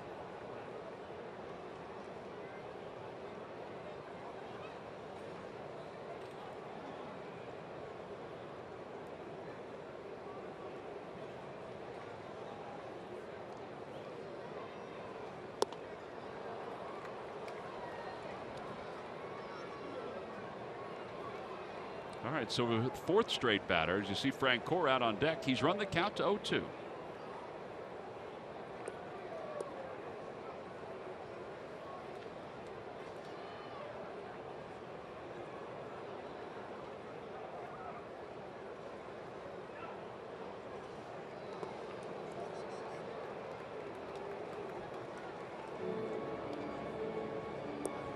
On the Toyota Major League scoreboard, the Rockies lead the Mets 7-2.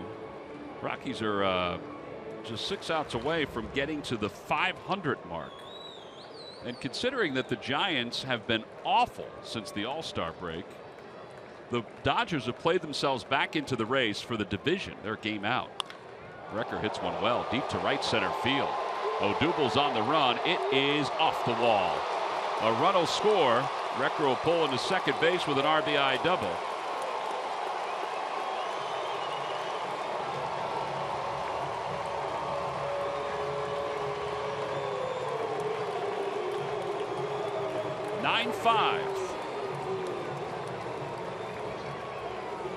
And now Francoeur will pinch hit. Bob McClure waiting to go out.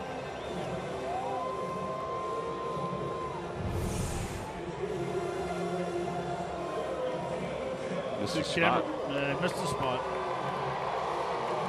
Again, it comes down to I really don't care how hard you throw. You throw 94, 95. If you don't hit your spot, big league hitters are going to make you pay.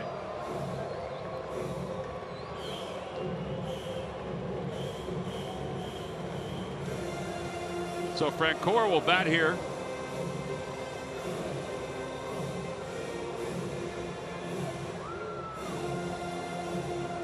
Freddie Galvis is in agreement with Bob McClure. Whatever he's saying.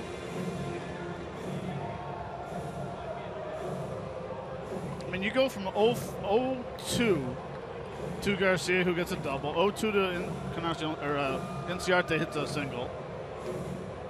Ibar 0-2 sac fly, and then 0-2 there, double off the right center field wall.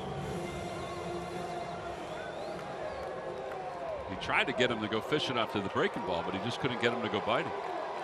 Just have to be you have to have better located fastball. Here is Francoeur with a runner at second. Throws him a breaking ball. It's a smart move. Jeff is probably sitting fastball on that.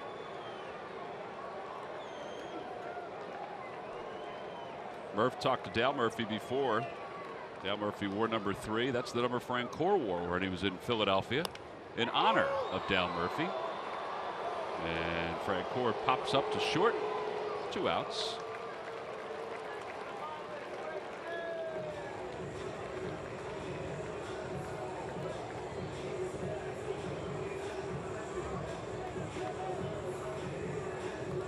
And Jace Peterson is the batter. Peterson has 3 hits tonight. He's 3 for 4. He has raised his average 10 points with his effort this evening.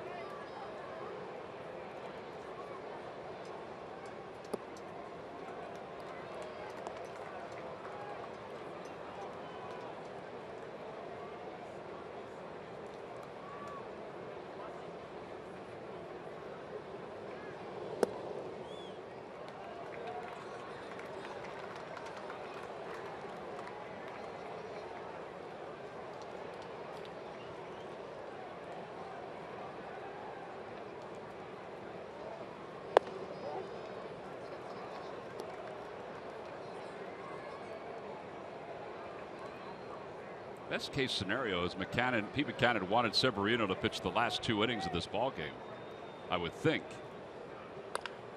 Over to first, a foul ball, 2-2. Hector Neris, though, was up in the bullpen.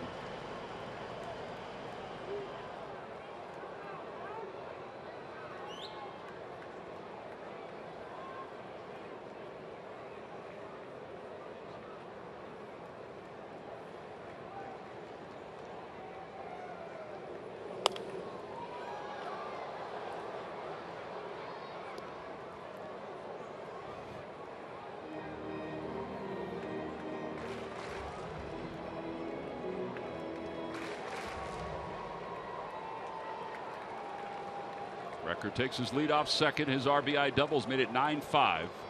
13 hits for the Braves tonight. Swing and a miss. He got him. 94-mile-an-hour fastball.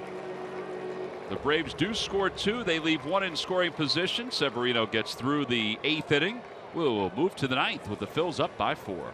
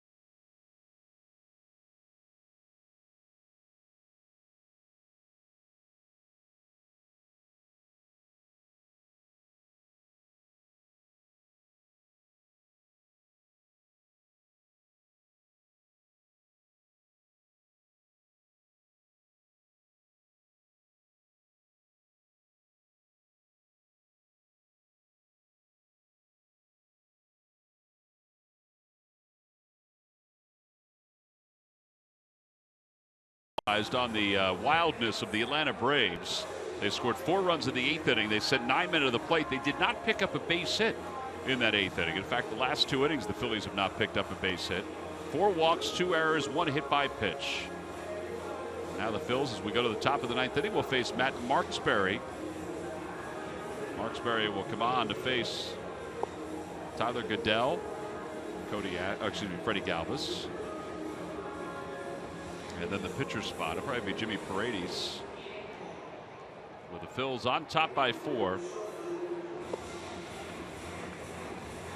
I mentioned that they probably would have wanted Severino to pitch 2 innings. I think now they're going to content to get somebody else in there to pitch the 9th inning.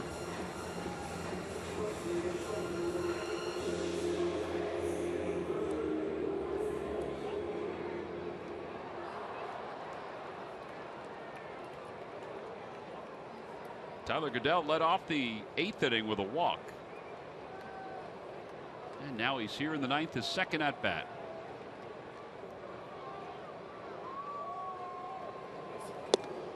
One ball and no strikes.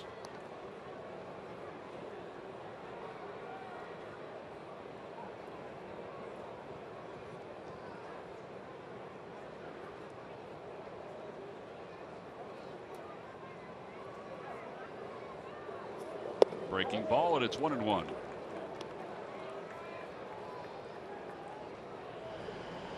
It's Shinmar Gomez warming up in the bullpen.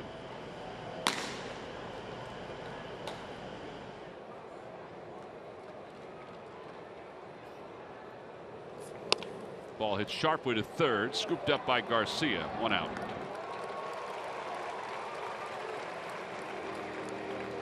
Boy, how big were the miscues by the Braves in the 8th inning? The Phillies scored 4 runs, 2 earned. And now with the Braves scoring the 2 runs in the bottom of the 8th inning, I know it would have been a different situation. It would have been Narrison in the 8th inning and not Gonzalez. It's so important to tack on runs, and tonight it was huge to do it. Well, and it also shows you when you're a team that struggles, like the Atlanta Braves, how important it is to play solid defense. Freddie Galvis takes a strike. It's 0-1. Because as we've talked about, I think I've used this phrase too much this year, but the margin of error is so small when you're struggling as a team. No, I'd agree.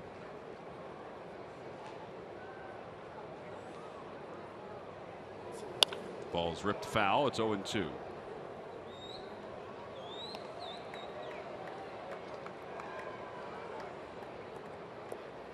Brian Snitker, who took over for Freddie Gonzalez earlier this season. Talking about the margin of error being so slim.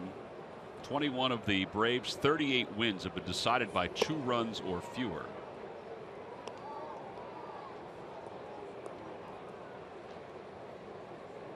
I should say 21 of the 36 wins, 2 runs or fewer. That's a lot of games.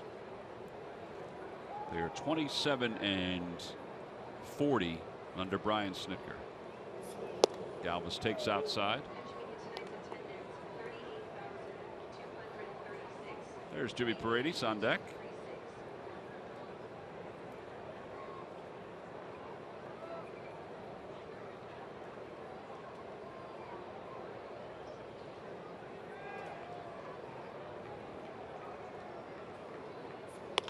Galvis to left field, and that'll drop for a hit. Freddie with his second hit tonight.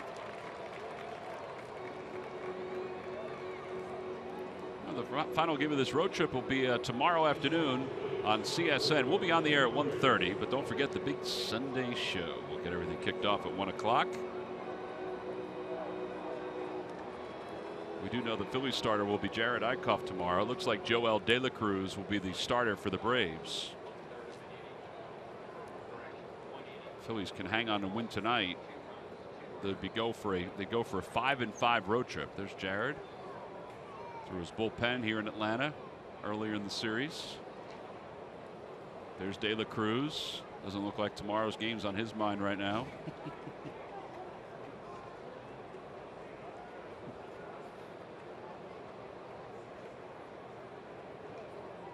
I wonder how many he's thrown into the cup, Matt. But 12 right there. Another 12.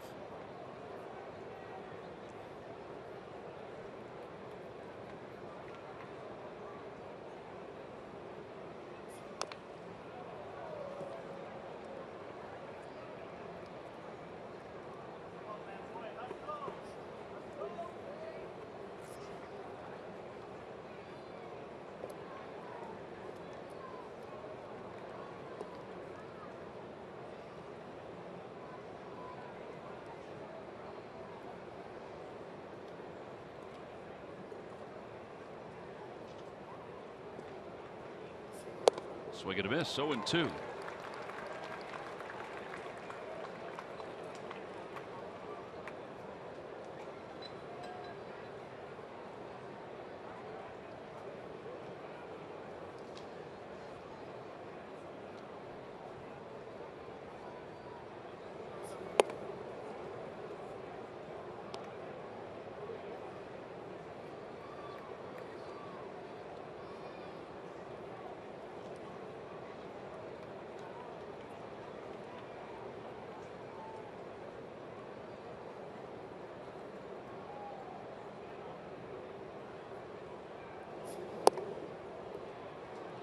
Try to get that curveball to come back door.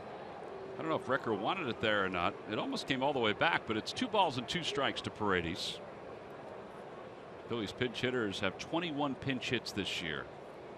They have the 1 home run. The Nats and the Cardinals have 10 pinch hit home runs this season. Cardinals have been locked on 10 for a while.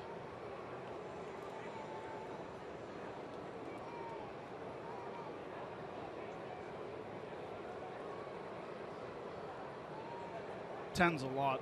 That's a lot of pinch hit home runs. A lot of home runs. For a guy who has the most pinch hit home runs in baseball history. You should know. What's the most you ever hit in a season? Do you remember? 6. 6? I think. Did you do that multiple times? No, I think I did it 5 times with the Phillies. Mm-hmm. Ground ball, that could be 2. There's 1. Ibar took a little while getting to the bag, so Paredes is safe at first. 4-6 on the putout at second base.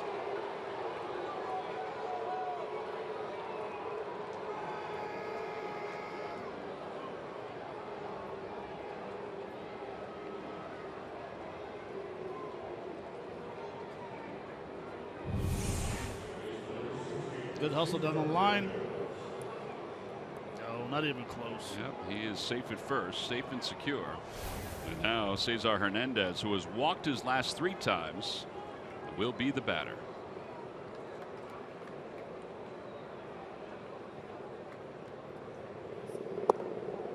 In our continued amazement on the number of plate appearances guys have been getting on this road trip, this is number 6 for Cesar Hernandez. It's amazing.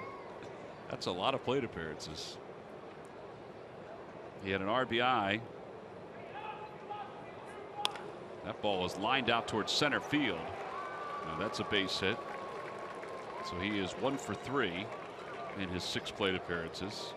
Shouldn't say that RBI. He had a run scored his last time up.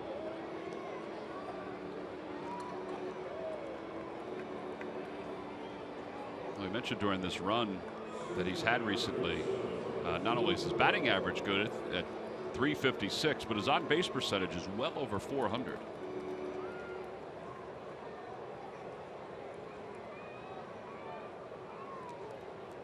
He's had 16 plate appearances in 3 games. He likes that leadoff spot, I guess. You should. The only time you don't like the leadoff is when you're struggling. That's when you want to hit 9th or maybe 10th. Well, here's Odubel. He's struggling a little bit. He did get an RBI and a walk his last time up.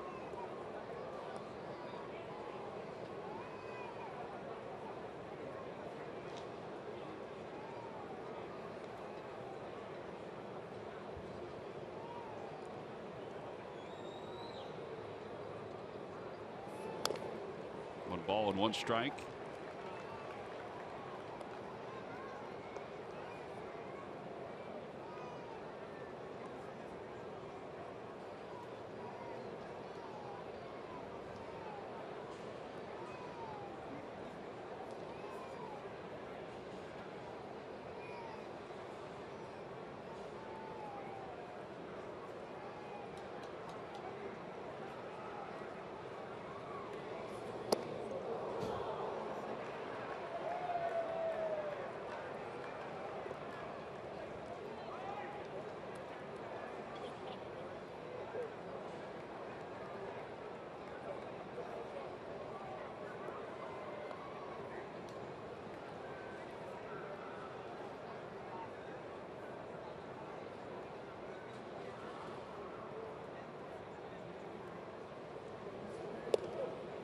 Anthony Recker may have been crossed up on that. It's 3-1. Yeah.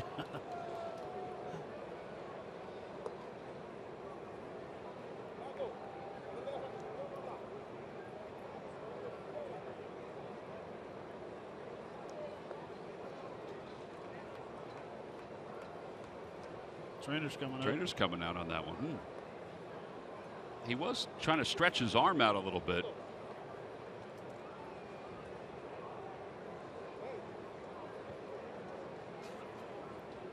He just rubbed his pitching arm as he was talking to the trainer.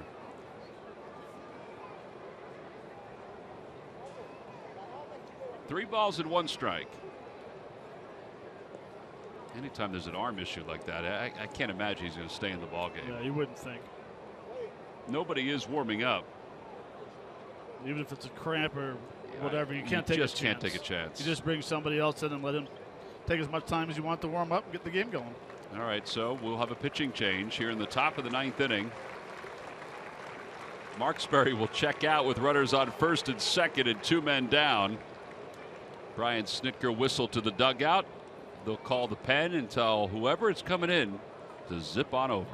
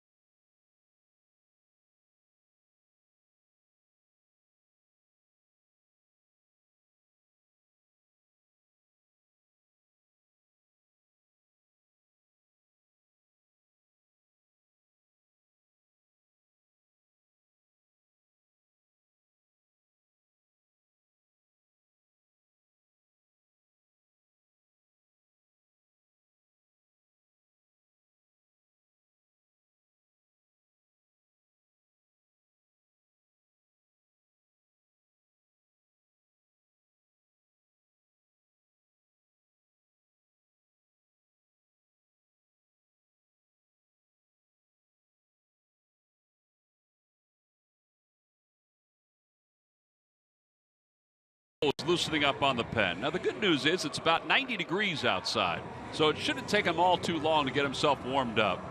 Bad news is for the Braves is that they have run through almost everybody in their bullpen, and they have an extra pitcher in their bullpen.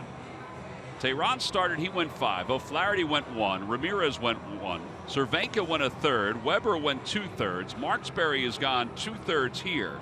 And now Ian Kroll is coming in. He's a 7th pitcher. You would think it must be close to being a record for a 9-inning game. You only have 7 relievers. All right, so they still have Cabrera. I don't want to disappoint you here. They have 6 relievers They used. Right, they have 6 relievers, and they have Cabrera still available, De La Cruz, who's going to start tomorrow, and Jim Johnson is still available. Earlier tonight, number 29 was pulled to number 28. Those are the members of the 91 Braves. Boy, Francisco Cabrera looks like he could be a bouncer somewhere, shouldn't he? He had his arms raised up. That's not him right there. That's Alejandro Pena. He could throw a fastball really hard back then. Francisco Cabrera has the sunglasses on. Brian Hunter, not the one that played for the Phils, is the second one in. And Alejandro Pena. Mike Bell, he was the MVP of the softball game. 2 solo shots. Yeah, 2 solo home runs. All right, so here's Kroll with the count 3 balls and 1 strike to Odubel Herrera with 2 outs. Runners on first and second. Out to center field. And Ciarte is back, and he's under it. And that'll do it for the Phils here in the 9th inning. They lead 2. We'll head to the bottom of the 9th here in Atlanta. The Phillies hang it on to a 9-5 lead.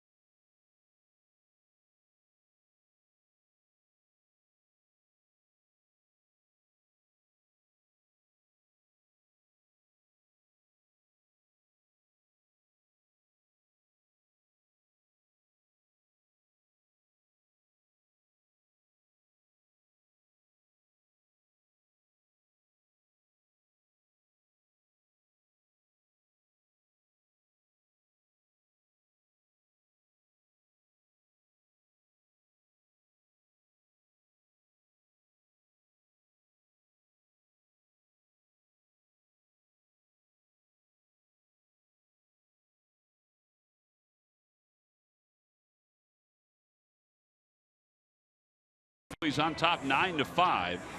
Braves 5 runs on 13 hits. They've committed 2 errors. Phillies 9 runs on 9 hits. And they're going to turn to Genmar Gomez to just try to finish this ball game off. It has not been a pretty game, but the Phillies will take it as far as their lead goes.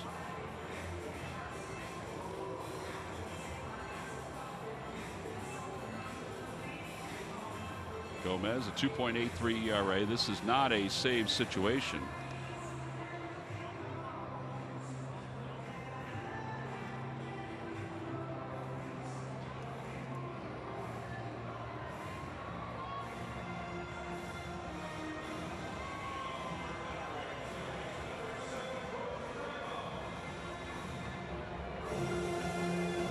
Gordon Beckham will lead it off against Genmar Gomez.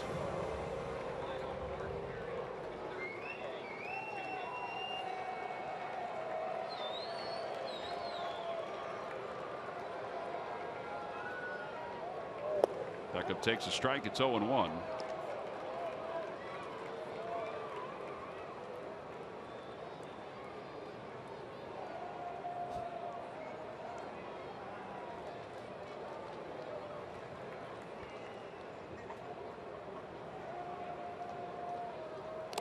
Foul ball, and it's no balls and 2 strikes. Did that get Rupp? Yeah, it did. Look at his mask.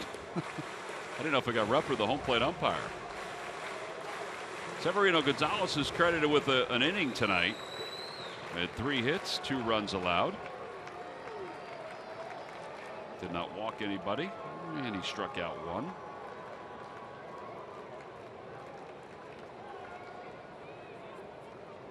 Beckham takes low, 1 ball and 2 strikes.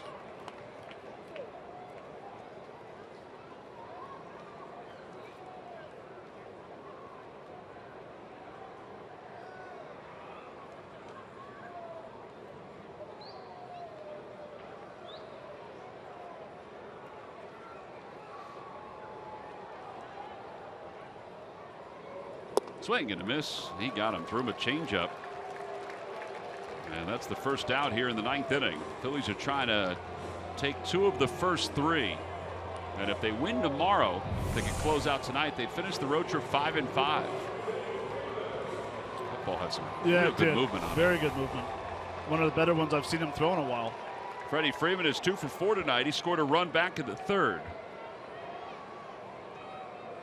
Phillies trying to pick up their 48th win. It wasn't until the month of August, toward the middle of the month, where they had 48 wins last year. So they're continuing to be well ahead of last year's pace.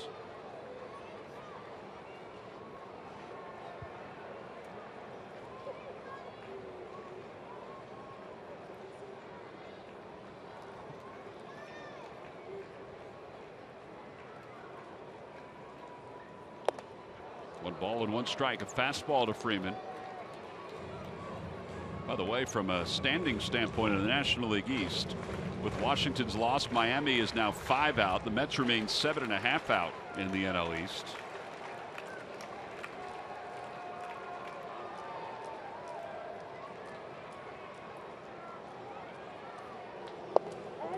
On the inside corner, that one came back.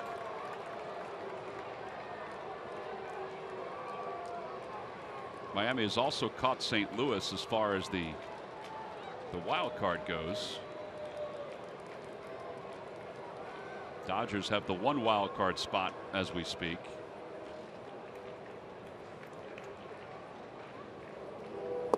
Outside, 2-2. By the way, to put it in perspective, Matt just did a little check-in. The Phillies won their 48th game last year on the 21st of August, to be exact. So tomorrow's the last day of July. If they can win this one, they would be 3 weeks ahead of schedule from a season ago. To the right side, Maikel Franco. And he just waited too long on that ball. Give Freddie Freeman credit. He sensed it. 3 hits tonight for Freddie Freeman. Now the ball was taking some odd bounces out toward Franco, but he still needed to come and charge it and not assume that with 1 out in the 9th inning that Freeman was going to shut it down, because he could smell a hit. As soon as it was hit, I was thinking to myself, okay, you need to charge this a little bit, because Freddie's running hard. But right there, he sat back a little bit. Yep. Hats off to Freddie Freeman. Yeah, that's the way it's supposed to be done. Nick Markakis is the batter. He's 1 for 4. He had an RBI single in the 3rd. Freeman goes, not being covered, and he'll get to second with defensive indifference.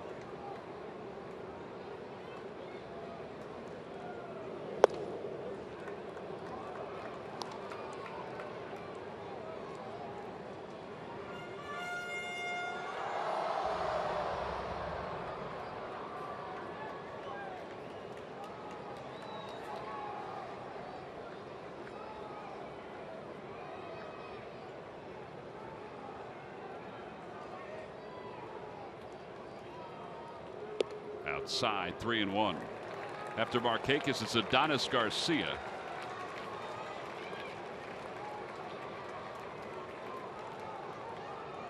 There he is in the on-deck circle.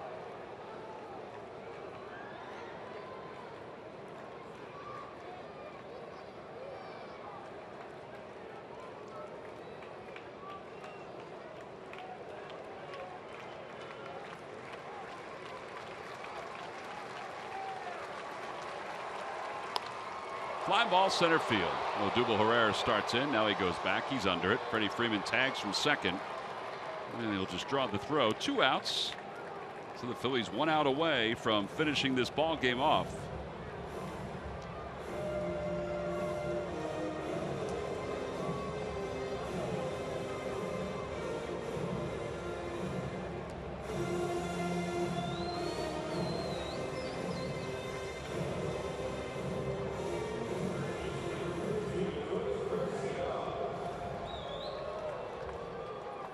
Adonis Garcia has scored 2 runs tonight. He is 2 for 3.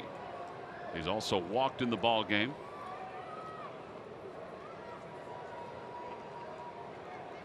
Outside, 1-0.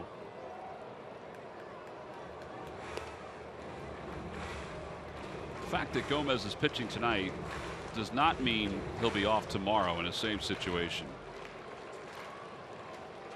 He's a little different than other closers because he doesn't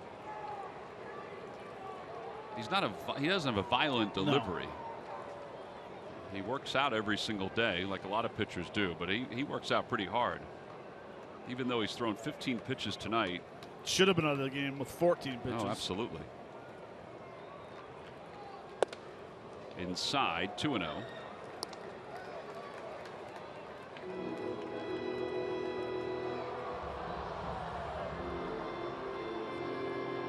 I can understand what Pete's thinking, though. It's four runs. I know 3 runs is a save, but I think his thought is, I'm just going to finish this one off. I'm not going to take any more chances.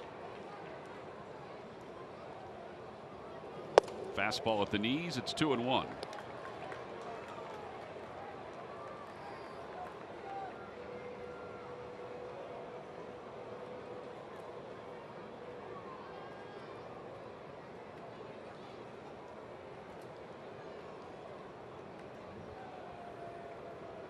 Gomez last pitched on Thursday when he threw 23 pitches, so he didn't pitch last night. Back toward the box, flag down by Genmar. He may run it right to the bag himself. Instead, he flips it to Ryan Howard, and the ball game is over. The Phillies win it 9-5 to take Game 3 of this 4-game series.